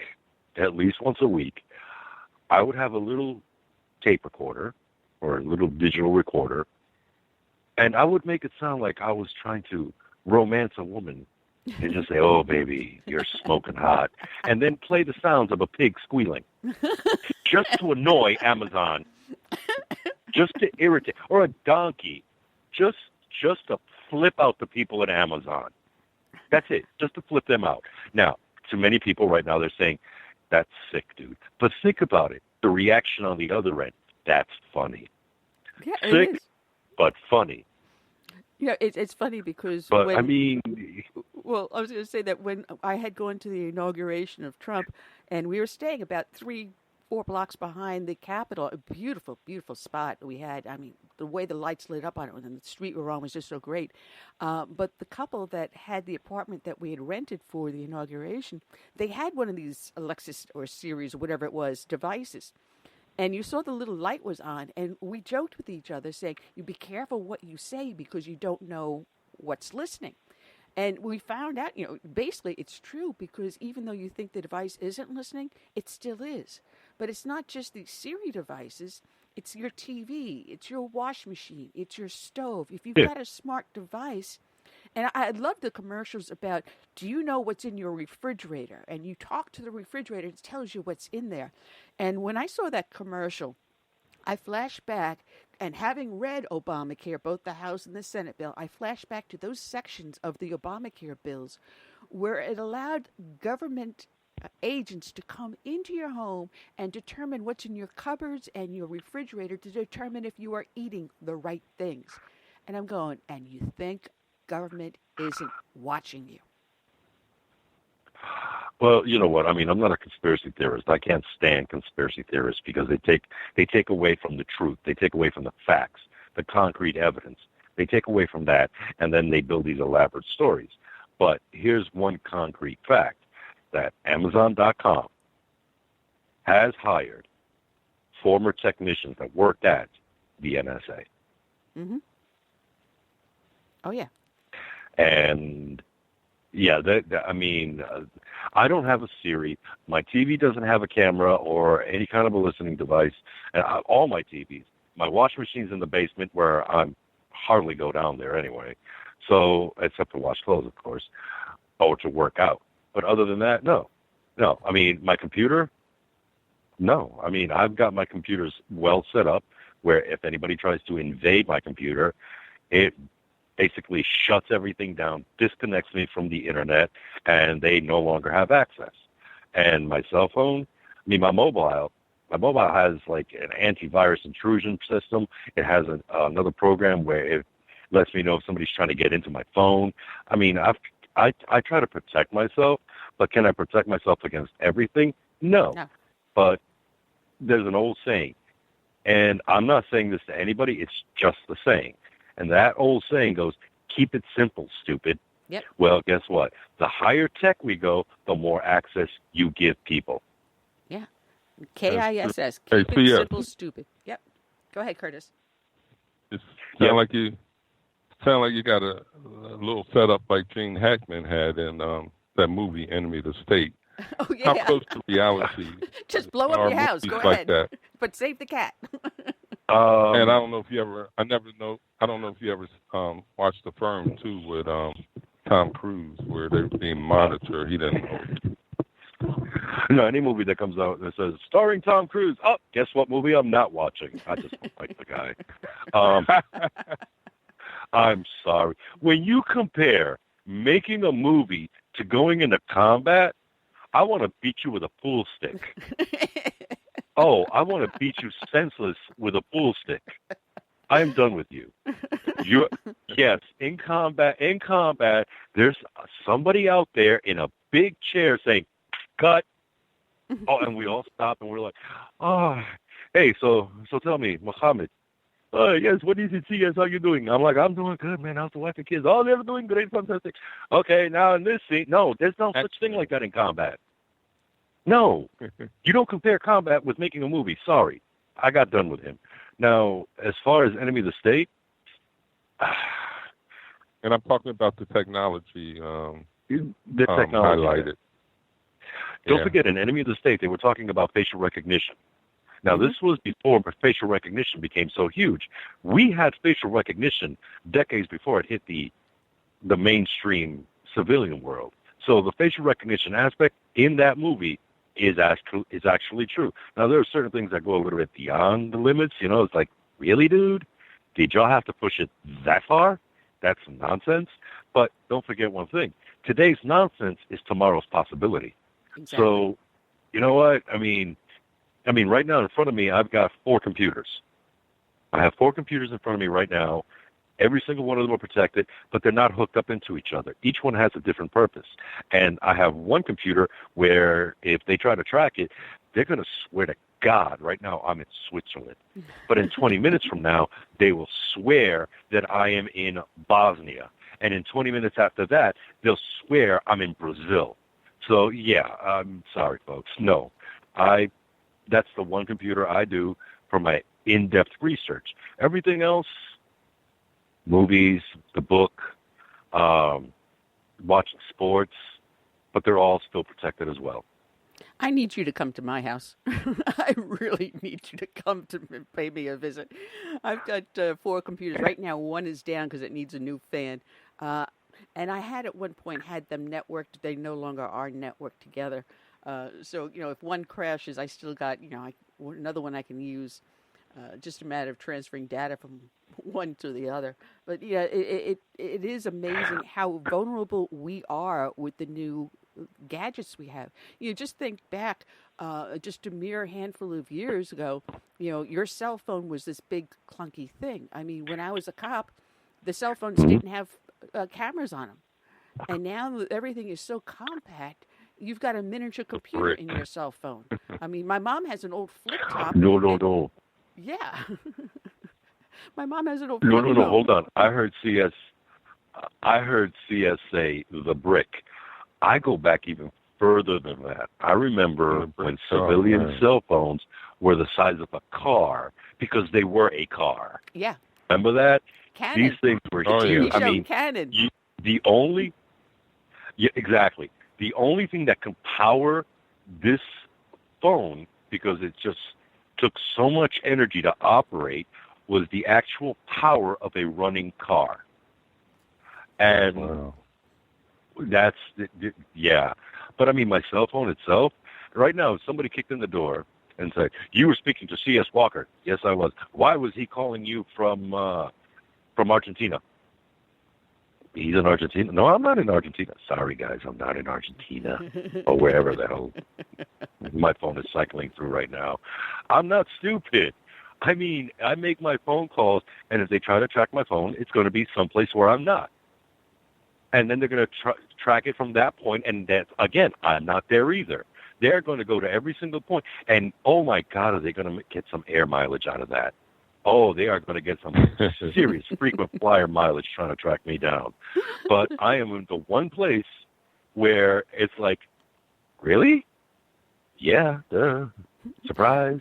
Well, you know, right in your backyard. You know, it's funny because, you know, I have the portable phones in my house, but I do have one solid landline. And believe it or not, if you looked at it, it was one of those that you had to pick the receiver to hold it to one ear and your mouth to this little microphone on the phone box. So if I ever need... Oh, yeah. No. I miss rotary dialing. I miss rotary. Because rotary dialing made us smarter. Yes. Ask me how. Did you ever see the video? It's up on YouTube. It's these two kids, I think they're about 16, 17 years old, trying to figure out how to work a rotary phone. And it is hysterical.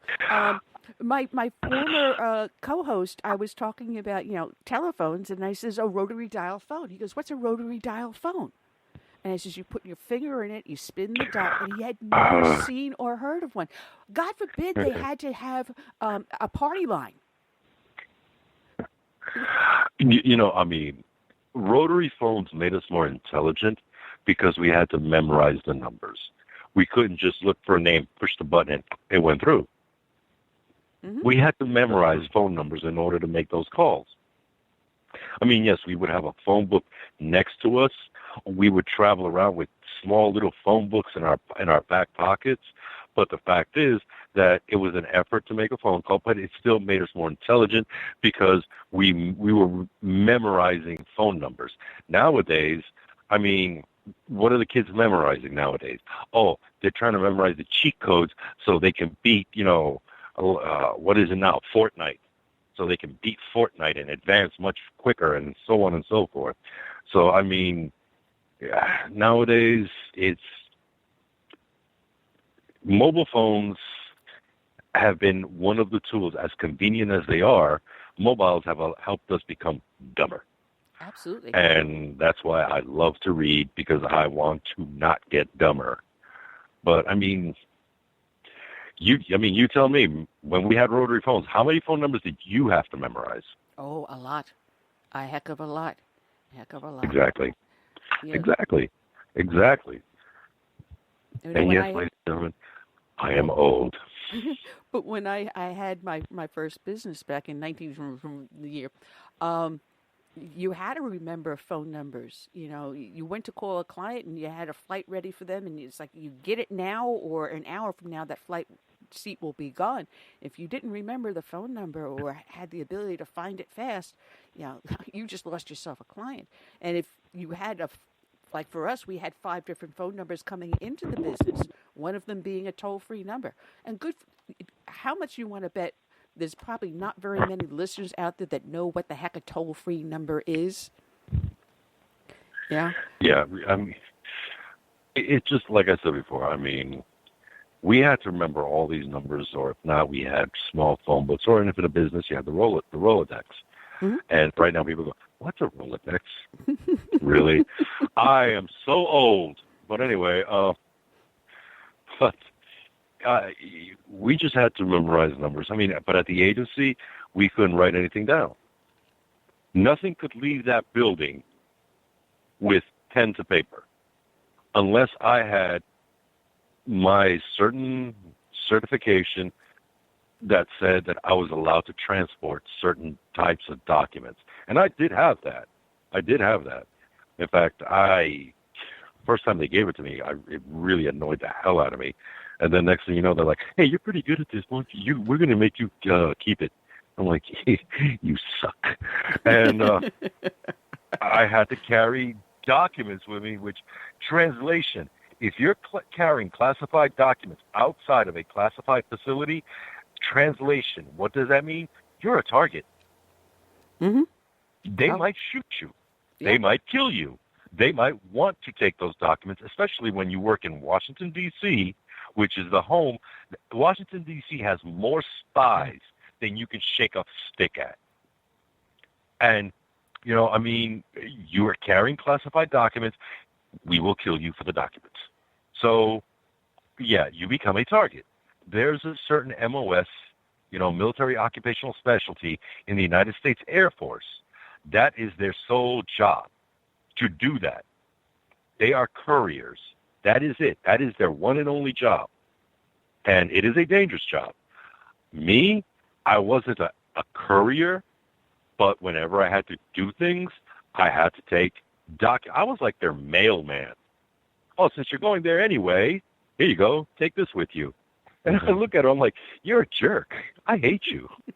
I was looking forward to just a relaxing flight to wherever I was going. But no, now I've got to pay attention to everything and everyone. You're a bastard. I don't know if you remember the Walker spy case. I was on the USS Nimitz at that time with his son, John Walker's son, Michael Walker. Yep. And this guy was working for the Soviets and taking pictures and things on one of those spy cameras. And that incident changed the way we operated entirely after that. You know, it was amazing. Yeah, compartmentalization. The compartmentalization.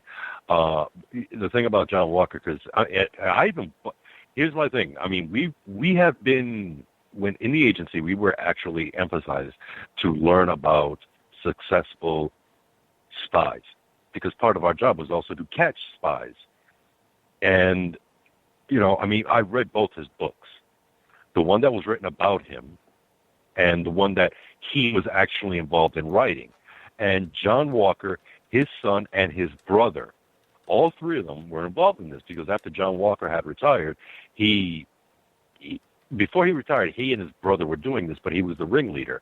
And then when he retired, he convinced his son to join the Navy, and then he convinced his son to be a submariner, and then he convinced his son to bring him more information, so the money train would continue to roll in. And John Walker, his big thing is, I think he was one of the first snowflakes. I sincerely think he was one of the first snowflakes ever, because he said, "This isn't fair. Civilians are making so much money with my security clearance, but nobody will hire me because all I do is," you know, he was signals intelligence. He was dealt with crypto. And he did basically what I did, but except he did it for the Navy and I did it for the NSA. And he just thought it was unfair that he couldn't make more money, and he decided to sell it off to the Navy. I mean, to the Russians. And I find demented people fascinating, because it gives me a peek into their minds, and basically tells me, you know, like, oh, well, if I start thinking like this, I'm a bad person. I better not do that. But to me, it's just fascinating peeking into those minds. And he destroyed his entire family. His wife became an alcoholic because she knew what he was doing, and she couldn't stop him.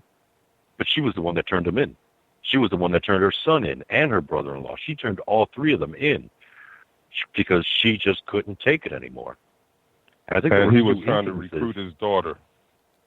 Yeah, and there was, once she found out that the daughter was being recruited, that was the last straw for her. There were a few instances that happened in the Navy at that time because of John Walker giving the crypto information to the Russians.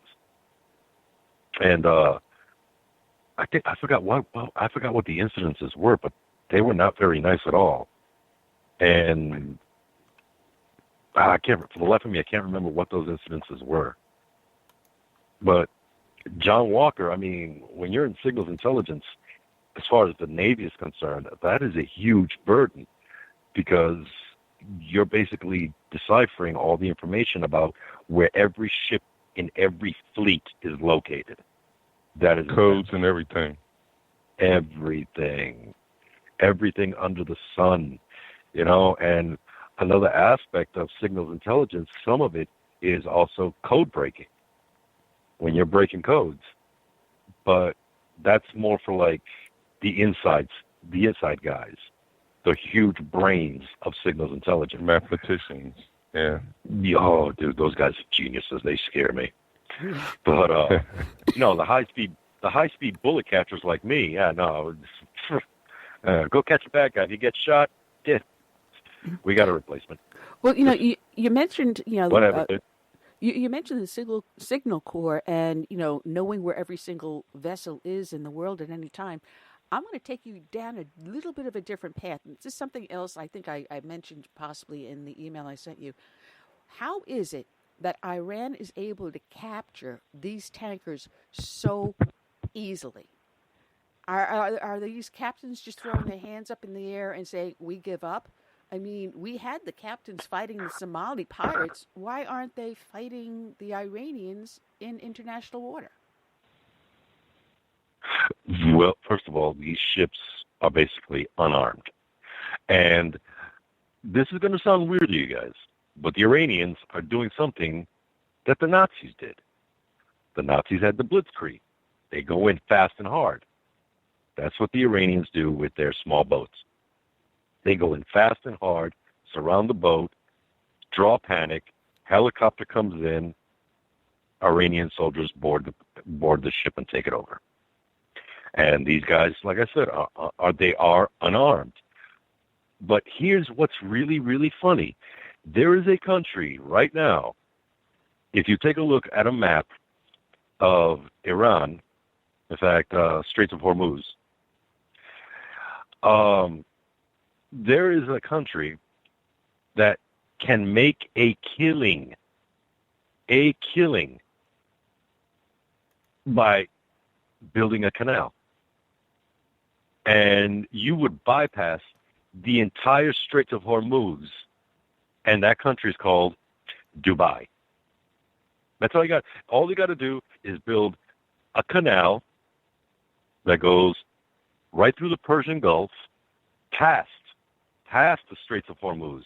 Because the Straits of Hormuz, if you're going down the Straits of Hormuz, and let's say you're going towards Kuwait, okay, first there's that turn that you got to go north, then you go around this hump, and then you go south, and then you make another turn, and you go straight towards Kuwait, Kuwait City in Kuwait. Well, in Dubai, if they were to build a canal, that hump that is the Straits of Hormuz would be completely bypassed. Iran would have nothing. Well, now that brings me up to another question, because this is something else I was thinking about. Because Trump seems to feel that Iran, in the near future, the mullahs and the Republican Guard may fall soon. The people are getting pissed off and fed up. Why have we not then partnered with Dubai? And Dubai is known for building these magnificent towers on these islands and building these islands for tourists and everything else. Why haven't we partnered with Dubai and saying, hey, listen, we'll help you build the canal. We'll help you police the canal to make sure it stays safe. You keep the profits. Just allow our ships to go through unmolested. And we can bring down Iran overnight. Why aren't we doing that? Don't know. In fact, there's another country that is, and if Dubai says no, well, guess what? There's another country that is literally in the Straits of Hormuz, and it's called Musandam. Musandam. Look up the location. It's more narrow than Dubai.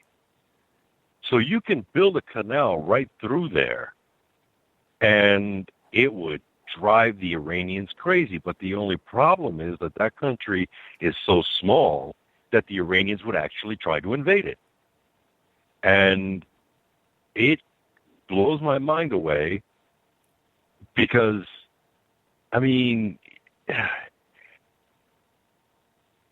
they feel that they can do whatever they want. And we all know that they can't. In fact, it's called Oman. That's the name of the country, Oman. And why is my map going bananas? There it is. And if you go to Oman, this country is so small, so tiny, and it looks like it cannot defend itself. But a canal between those two countries would be perfect to drive the Iranians that crap crazy. And it would be a joy to watch that. Watching, the supreme leader just watch his beard just tingle with rage. I would love that. I would make my day. I don't know about you guys, but make my day complete. Watch him just cursing. America's boom, heart attack. Because it's funny. Right on national television. Because they're advertising. Dubai is advertising heavily for tourism to their country, and they're sending boku bucks into tourism. And one way to get it is you just now have, how about a Mediterranean or a cruise of the area, and guarantee tourism to your country and a steady income. They don't have oil income; they're relying on tourism income. Hey, this is one way to win a large portion of the Middle East back. I'm telling right now. I'll be honest with you. I mean, but the Middle East. There's a lot going on in the Middle East right now, and a lot of it is very surprising. And I cover some of that stuff on my podcast, where the Saudis and the Israelis are working together. But here's the shocker: it's not just the Saudis. There are other Middle Eastern countries that are Muslim that are now working, cooperating with Israel. So all I got to say to the Iranian government is, thank you. Thank you for bringing the Middle East closer together in peace against you. Thank you for forcing these people together and realizing, you know what, we got more in common than we realize. And it's working. Now, the only problem is, of course, when you have Hezbollah, Hamas, where they're doing what they can. But even the Saudis are now helping Israel with that. Because for the longest, Hamas kept building the schools and the homes for the poor people, saying, like the Middle Eastern version of Democrats. Oh, look, we're on your side. We love you. You're poor. We're here for you. But then in Saudi Arabia, the big capitalist monster that it is, stepped into the picture and said, well, guess what? We're going to build a whole bunch of houses for displaced Palestinians. We're going to repair homes for those that can be repaired. And, oh, yeah, by the way, we're also going to build 3 schools. But here's the catch. Those schools are not going to be government affiliated. They're going to be 3 independent schools. So that's basically, chucking the bird at Hamas. So even the Saudis are helping Israel when it comes to dealing with Hamas in a political manner. And again, thank you, Iran, for being a pack of jerks and bringing the Middle East closer together. Wow. So yes. Yes. What is your position or thoughts on Rocket Man over in North Korea? Is he really a threat to stability over there, as we claim, or what? Okay. We've all heard of the term saber rattling. Okay. Now, they're launching these rockets for testing, correct? But while he's launching these rockets, there's one thing we have not, and I repeat, have not heard on the news lately. What one thing is he not testing that he used to test that made the entire world go, uh-oh, something's wrong here. Long range. Nope. nuclear testing. Not long range.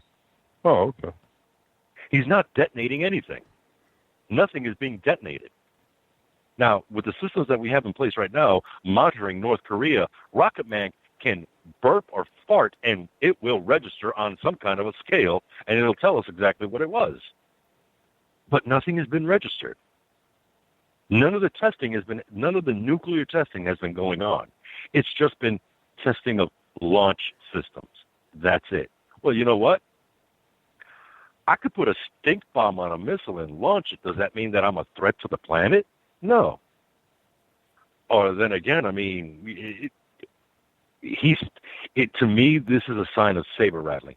Now, the second that I hear that there was a strange or unexplained seismic activity that had occurred in North Korea, as soon as I hear unexplained, now I'm going to get worried.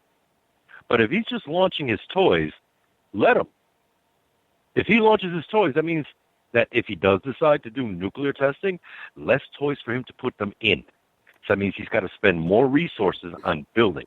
So if he spends more resources, he's taking more money away from his people, which puts him in a tighter financial deficit within his own budget, because then, I mean, see where I'm going with this? Spend more money, have less money, need more help. And so the way I see it, let him launch his toys. Have fun. Have fun with it. Go to town. Just don't do any nuclear testing. Now, there has been approaches from South Korea to North Korea trying to ease relations between the two countries and possibly unify the peninsula. Do you think that'll actually happen? Because you've got a president over there is liberal-leaning and not exactly friendly to the United States.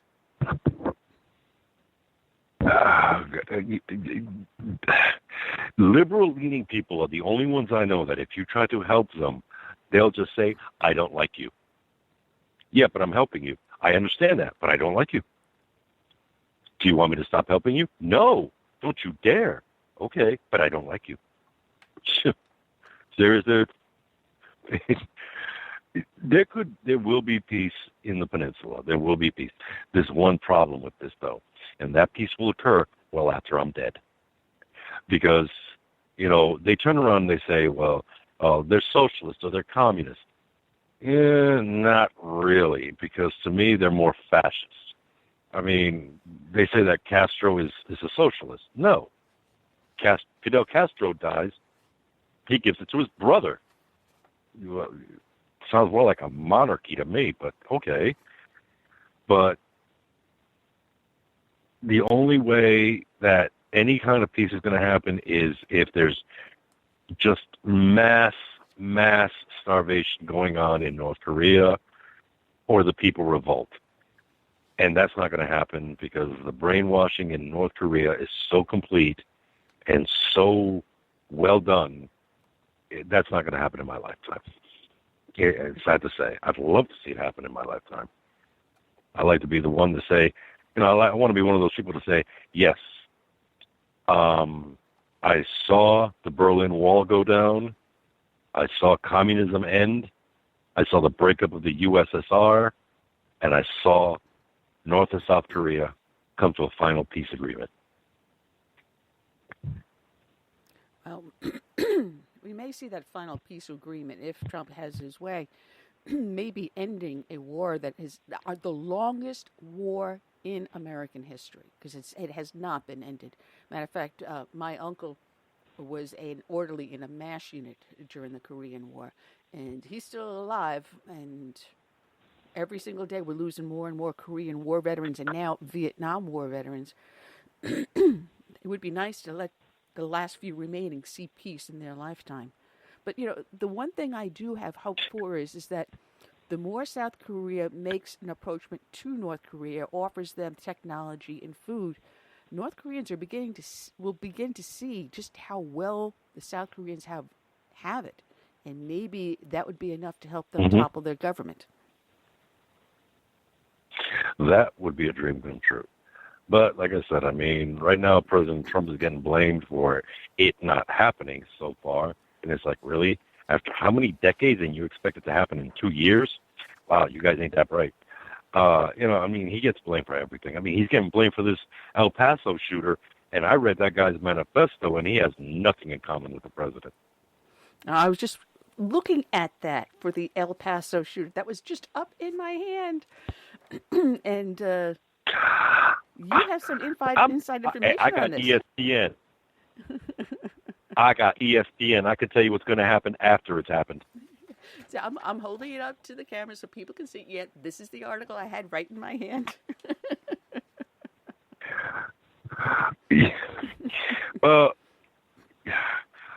Okay, I read the guy's manifesto. And this guy, okay, let me ask you a question. If I told you that there was a very popular person on TV as of lately, and this very popular person was anti-corporation and pro-environment, who do you think I'm talking about? Gee, does the initials AOC ring a bell? You would be wrong. Oh. It's the El Paso shooter I'm talking about. I've got the manifesto here. Now, first of all, they're saying that President Trump was an influence on this individual, when it's completely false. The individual that was a major influence on this kid was an author by the name of Renaud Chanot. Now, Renaud Chanot, he wrote the book, The Great Replacement. He wrote that book, and this is the book that this kid read before he went on this shooting spree. Now, this kid turns around, reads the book and everything else, and then he decides he hates corporations. He literally hates corporations. But now, many people are asking themselves right now, how did he make that connection between corporations and immigrants? Very simple. He saw immigrants as a tool that the corporations were using in order to oppress and depress the American economy and the American people. Here's one line. Let me see. He wrote in one line of, both Democrats and Republicans have been failing us for decades. Then he goes on in another line, says, the takeover of the United States government by unchecked corporations. Then he goes on in another line, says, many factions within the Republican Party are pro-corporation. Pro-corporation equals pro-immigration, because he sees that corporations bring in illegal immigrants so they can get paid less money. They get paid less money, the corporations make more money. He sees illegal immigrants as a tool that's being used by corporations against the American people. And he goes on another line. Remember that both Democrats and Republicans support immigration and work visas. Corporations need to keep replenishing the labor pool for both skilled and unskilled jobs to keep wages down. This kid was anti-immigrant because he was anti-corporation. He feels that corporations are using immigrants as an ignorant tool that they can use to get what they want, which is more money. Now, with that being said, he was also very pro-environment. Get ready for this one. He even mentioned the book, The Lorax. Now, if you're going to sit there and say that Donald Trump is a racist and that he influenced this kid into doing this disgusting, hateful crime, then so's Dr. Seuss. You got to call Dr. Seuss a racist. Because he mentioned in the book, in his manifesto, he mentions the Lorax, how we are, the whole concept of deforestation, the water table, so on and so forth. And as I'm reading his part when it comes to the environment, I'm like, oh my God, did AOC write this? How'd she get in there? And he quotes Dr. This Seuss. crazy woman's everywhere. Well, listen, CS, do you want to stay with us? Because we've got our next guest in. He's the teeth in straight Putnam Commissioner in Florida, Larry Harvey. Would you want to hang around and stay with us? And by the way, tell us where people can find your podcast. Oh, my podcast is currently located on the internet Oh, you want the address? Okay. That's the Insider Reports with an S.com. Plus, you can listen to me every Wednesday from like 9:30 Eastern to 10 o'clock on the Rod Eccles Show, where I give him my inside view on stuff. The Insider Reports is more in-depth, more what you might call stuff from all over the world, where I break things down and explain things. And yeah, basically, like we used to say in the Army, I break it down Barney style so everybody understands it. And I would love to hang around. Okay, great. Well, let's welcome back to our show Putnam County Commissioner Larry Harvey. Good afternoon, Larry. How are you today? I'm doing well. How are you doing today? All right. You having fun listening to How's it going, Commissioner? our former NSA spook, C.S. Walker, so he's hanging out on the line with you. You know, Larry, I'm glad you're here with us today because maybe you can give us an insight on the craziness that we've got coming up from the left when it comes to dealing with anything Trump. You now have protesters outside of Mitch McConnell's house saying he should be stabbed to death because he's nursing a broken arm because he fell and broke his arm because of a previous bout of polio left him weak in one leg. You have people being doxxed left and right. Heaven forbid you make a donation to the Trump campaign, you're going to be outed. And your name, they're going to follow you to wherever you work, you live. It's crazy out there. It is crazy. It's very decisive right now for some reason. And, you know, it's sad to me that we've turned into this kind of a country, if you will.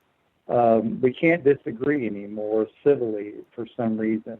And, I wasn't hip on the last president. Let me say that. He wasn't the best president, I thought, but I never cut him down publicly. I did not do the things that are happening now. But you're right. If you're for Trump, you're automatically guilty of something. And as a white male, I feel that I'm even guilty of being alive someday. And I shouldn't feel that way because I'm a great American. I want to make this country better for all races.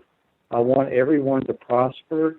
And I think that's the American way that we should be living in. But it doesn't feel that way anymore for some reason, and I wish we could get back to it. Yeah, it's a shame because you've got Joaquin, how you pronounce his name, one of the Castro twins. One's running for president, the other one is running for Idiot of the Year.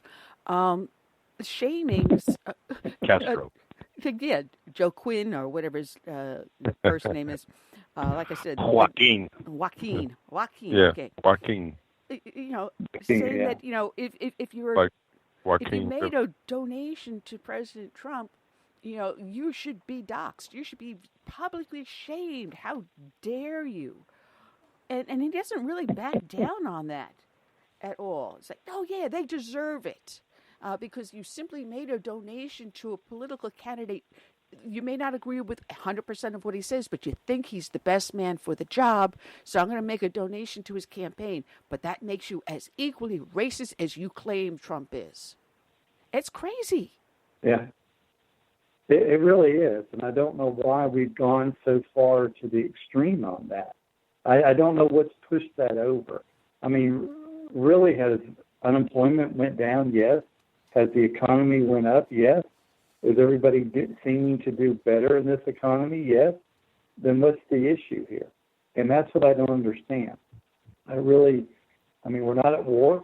There's a lot of things that we're doing really, really good. So do we want to go back to record high unemployment and the economy not doing well and back to war and all? I mean, do we really want to go back there? I don't. I want a better nation for every child out there. Every person, and I don't get why it's not like that. But you know, I'm going to continue to support the president. I support his agenda, and I support the things that he does. And I don't mind writing the check. And if they want to stand outside in the road, stand outside in the road. But I doubt you'll find a lot of supporters in our county that'll do that. You know. Well, Larry, I think you'll appreciate the way I see it. Go ahead, Curtis. I was just going to say, the way I see it, we are somewhat in a war. I think it's about ideology. You know, there's those on the left who have their idea of how they want to run this country. They think that the founding fathers were all racist, and this country was never really the great country that we on this side of the aisle know it's been, in spite of its ups and downs and its internal problems. Many of them we have overcome. So, and then you have those on our side who want to preserve what the founding fathers left for us. So I think there is a war, and I feel that they feel threatened. I think they feel cornered. And when you corner somebody, they're going to come at you with everything they have. So it's about survival. Well, I think you're right. There's no doubt we're seeing that happening. But my question is, what audience do they really have? I talk to young people all the time, and I think the best thing to give a liberal is a job, and watch what happens to their patrons. Watch all these taxes come out. I know that sounds funny. You're so cruel. It's true. You're so mean, Larry. I give to poor people when I feel led to do that. It should be my decision. It shouldn't be the government's decision to take my money and give it to somebody who's not well deserving of that, or even trying to get a job. I mean, come on, school's starting here next Monday, and people are out getting school clothes. I didn't have that luxury. My mother passed away when I was young. My dad had alcoholism, and school clothes wasn't an option unless I got out and worked for it.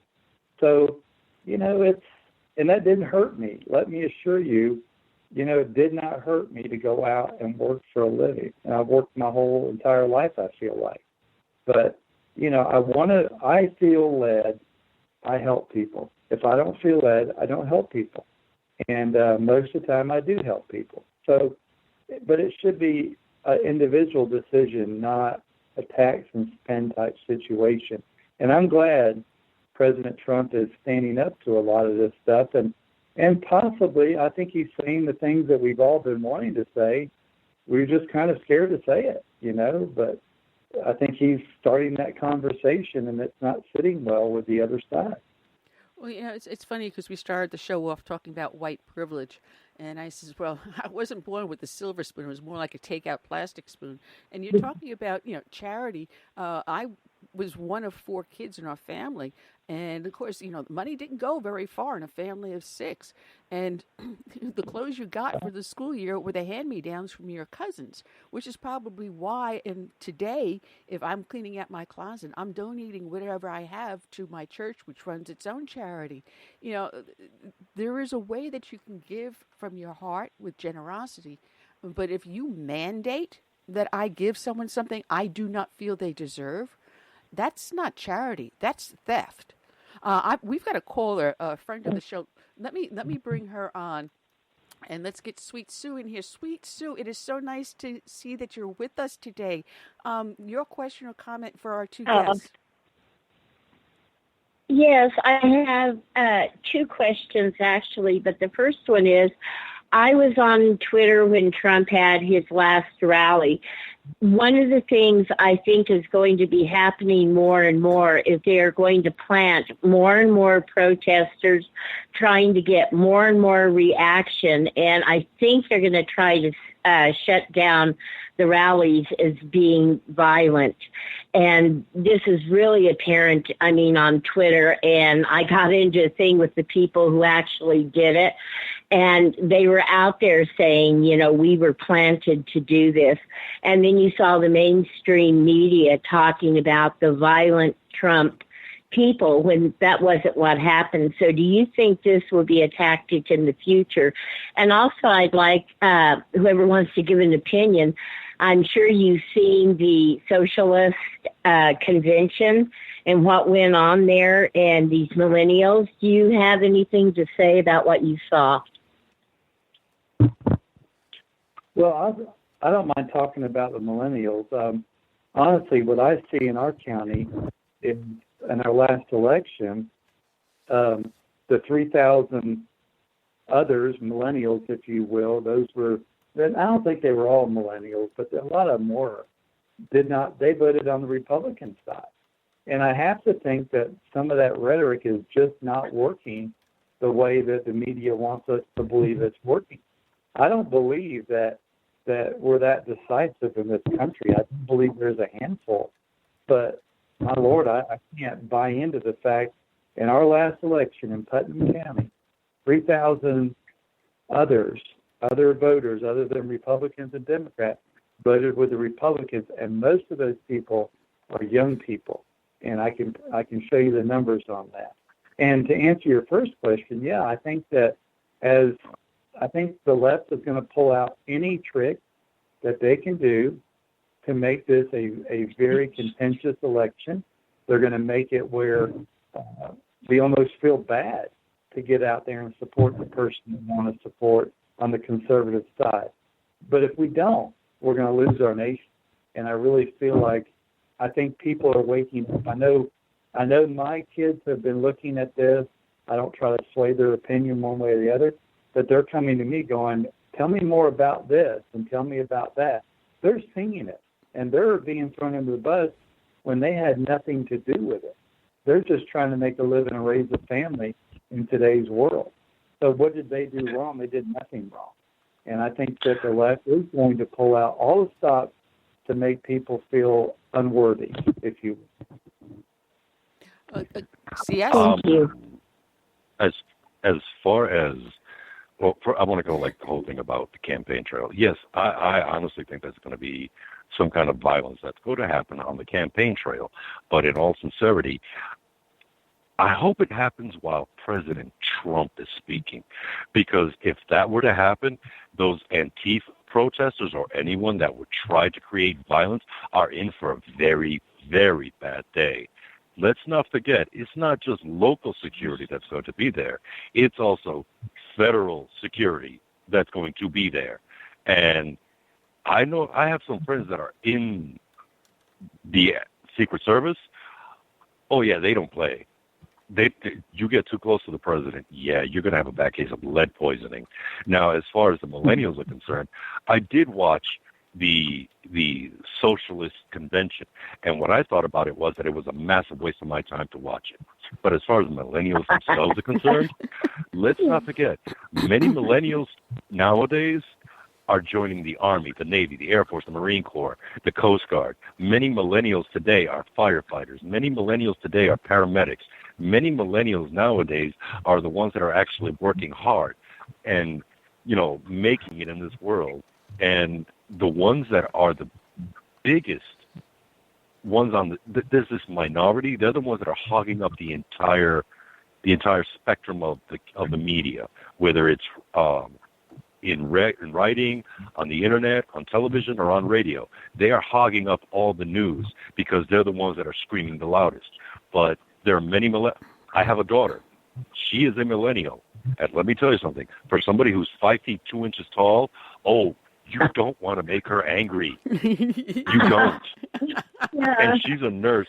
And she's a nurse in the United States Army. I do not know where she got her from. But she's a nurse in the United States Army. She just got married, and she's a millennial. So we got to ease up on the word millennial once in a while. I like snowflake. I agree. Wonderful answers. Well, thanks, Sue. But it's funny because one of the articles, again, I'm holding up to the camera, that I had pulled out was about the Democratic Socialist Convention in my neighbor state of Georgia.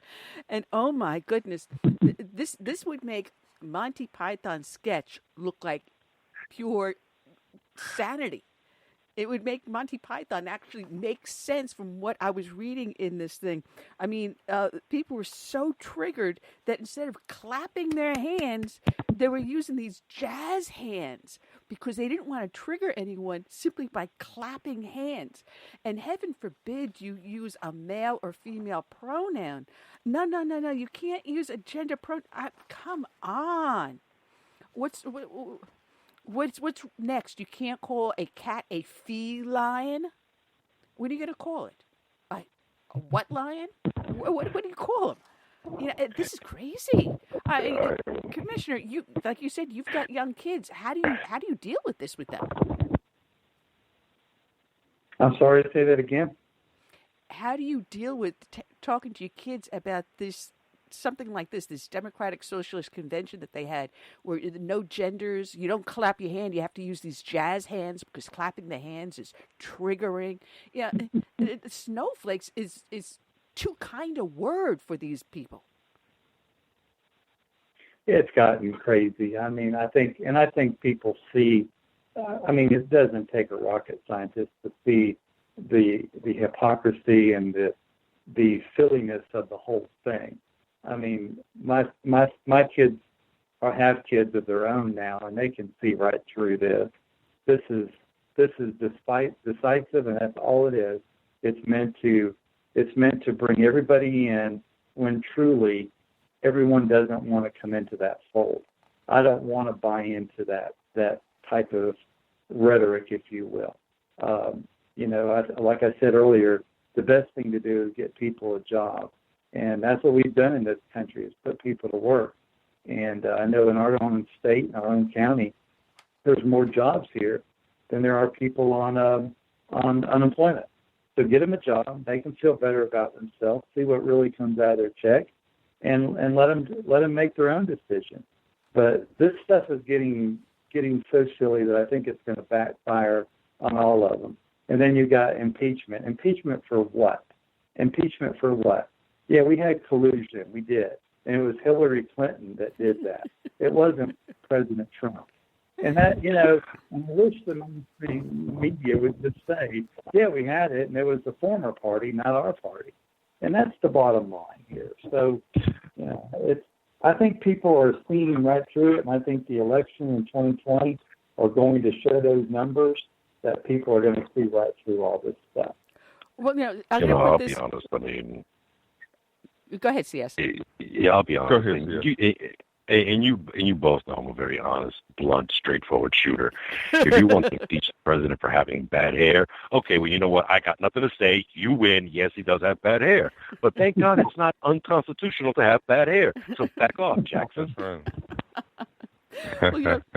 Well, CS, you'd appreciate this, and Larry, you'd appreciate this, because remember there was that whole kerfuffle with that school out in, I believe it was San Francisco, of the mural that had George Washington on the side of it, saying it was racist because the mural shows our history of under George Washington. He owned slaves, blah blah blah. And I never saw the actual painting, so I said, all right, fine. And this is another example of the left trying to pull down the symbols of our past history, including the symbols of the Confederacy, of Christianity. But then, thank goodness, there is sanity out there. Thank you, Daniel Greenfield. His Sultan Nish, people know him as that, and he's been on the show, that it turns out that the mural that the left was tearing down was from a Russian communist painter, Victor Mikhail. I'm probably going to mispronounce the last name, and probably you're better off on this one, CS, than I am. The last name is Arnatov, and he did a communist depiction which showed George Washington in one of the most awfulest lights, and it depicts capitalism as horrendous.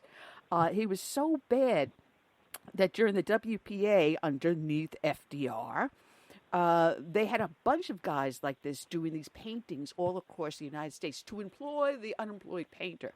They were so bad that they had to flee back to the Soviet Union in the 60s and 70s.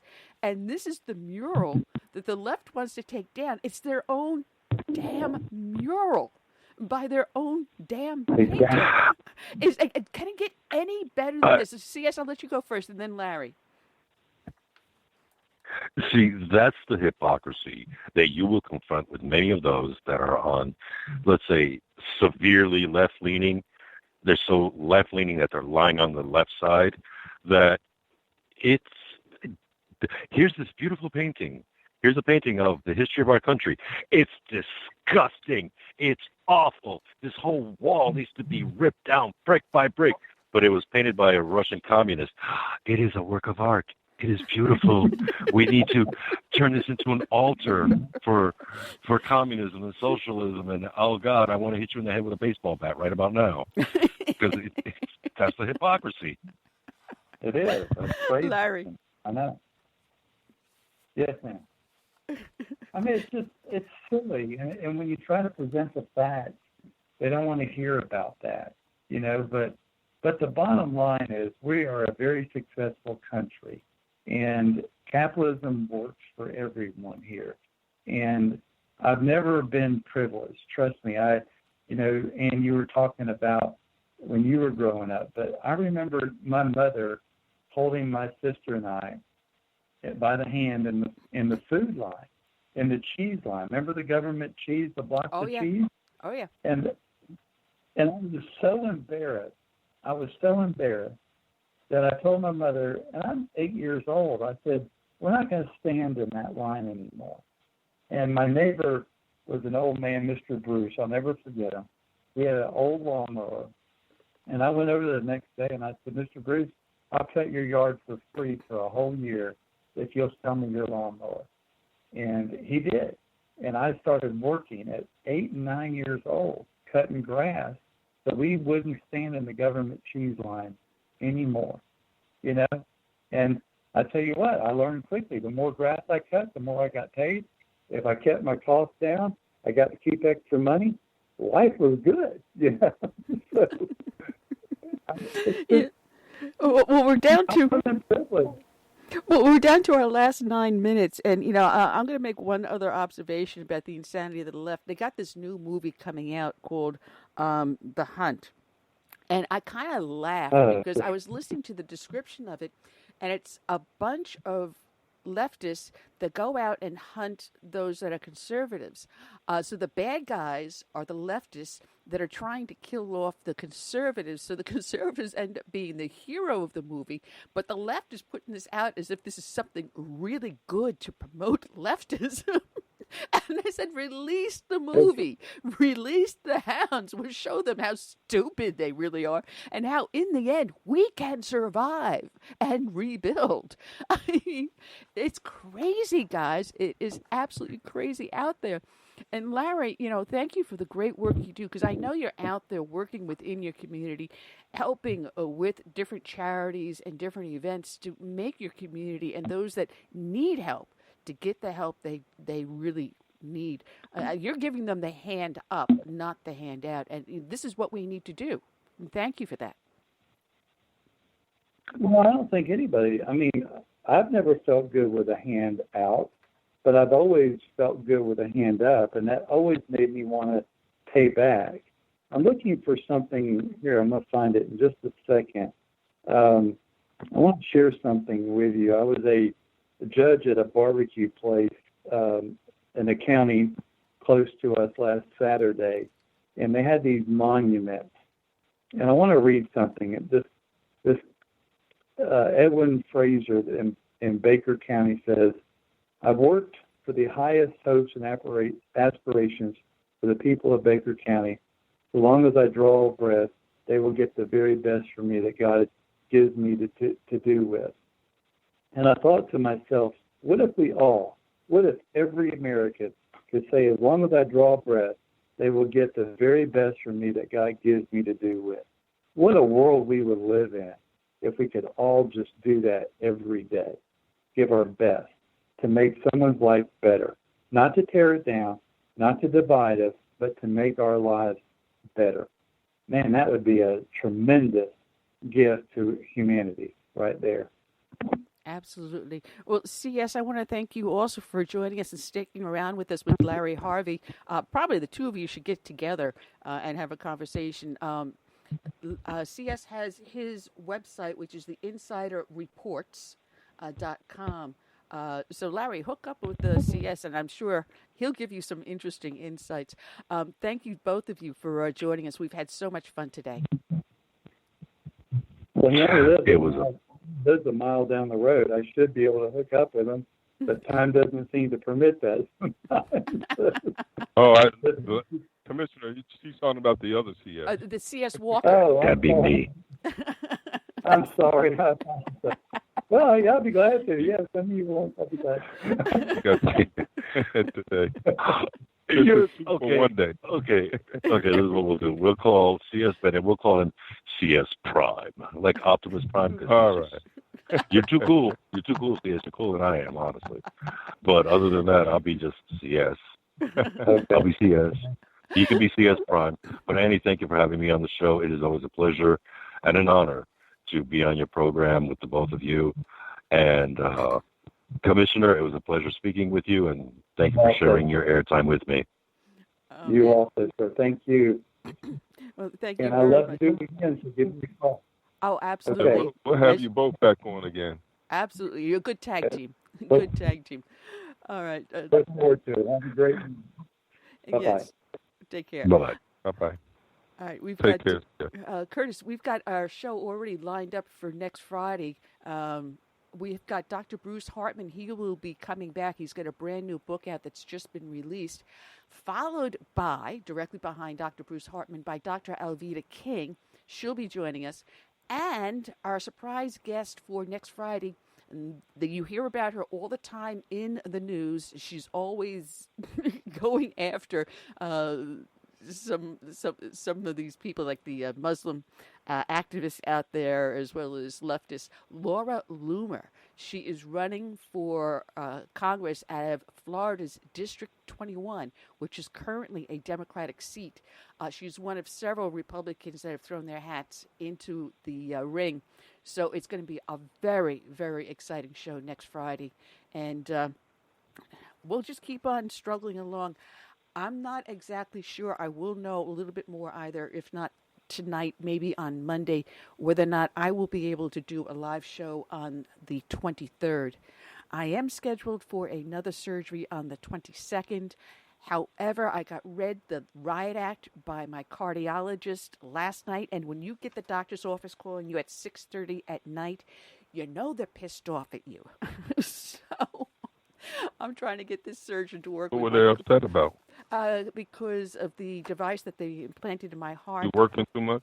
No, because the device that they planted, it's been in there not quite 2 months, and he wants me to go a full 6 months before we do any more medical procedures. They ran the test on it just the other day, which is why I was a little down and out the last 2 days, because it does really tire me out. But everything's sitting fine. Everything's looking good. There's some other problems that the cardiologist is going to have to work with me on, and I got to work with him. So we'll see whether or not my two doctors get together and they don't kill me ahead of time. So I'll know more about the 23rd as we get into next week. So, Curtis, I've had a blast, and thank you for being the other CS. And Sue, thank you for the call into the show. And Sue tirelessly has been pitching the show out there the last 2 weeks. So that's all I got for today, guys. Thank you, everyone in the chat room that's been joining in. Also, some great stuff you guys have been posting. I always forget to mention you guys, but you know I love you and I appreciate your help. So I'm going to be closing out the show, Curtis, with our closing song, When the Roll is Called Up Yonder. So I say until then, good night and God bless.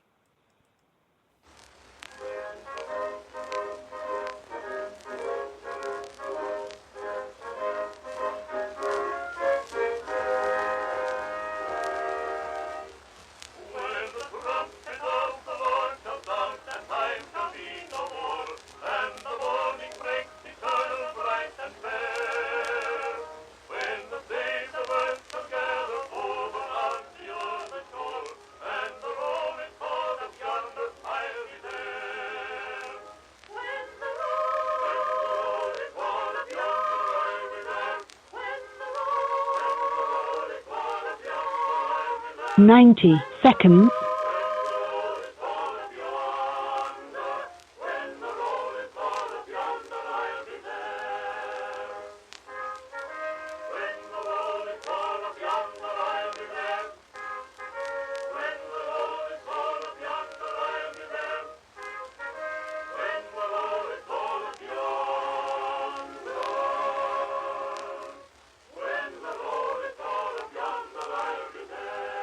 60 seconds.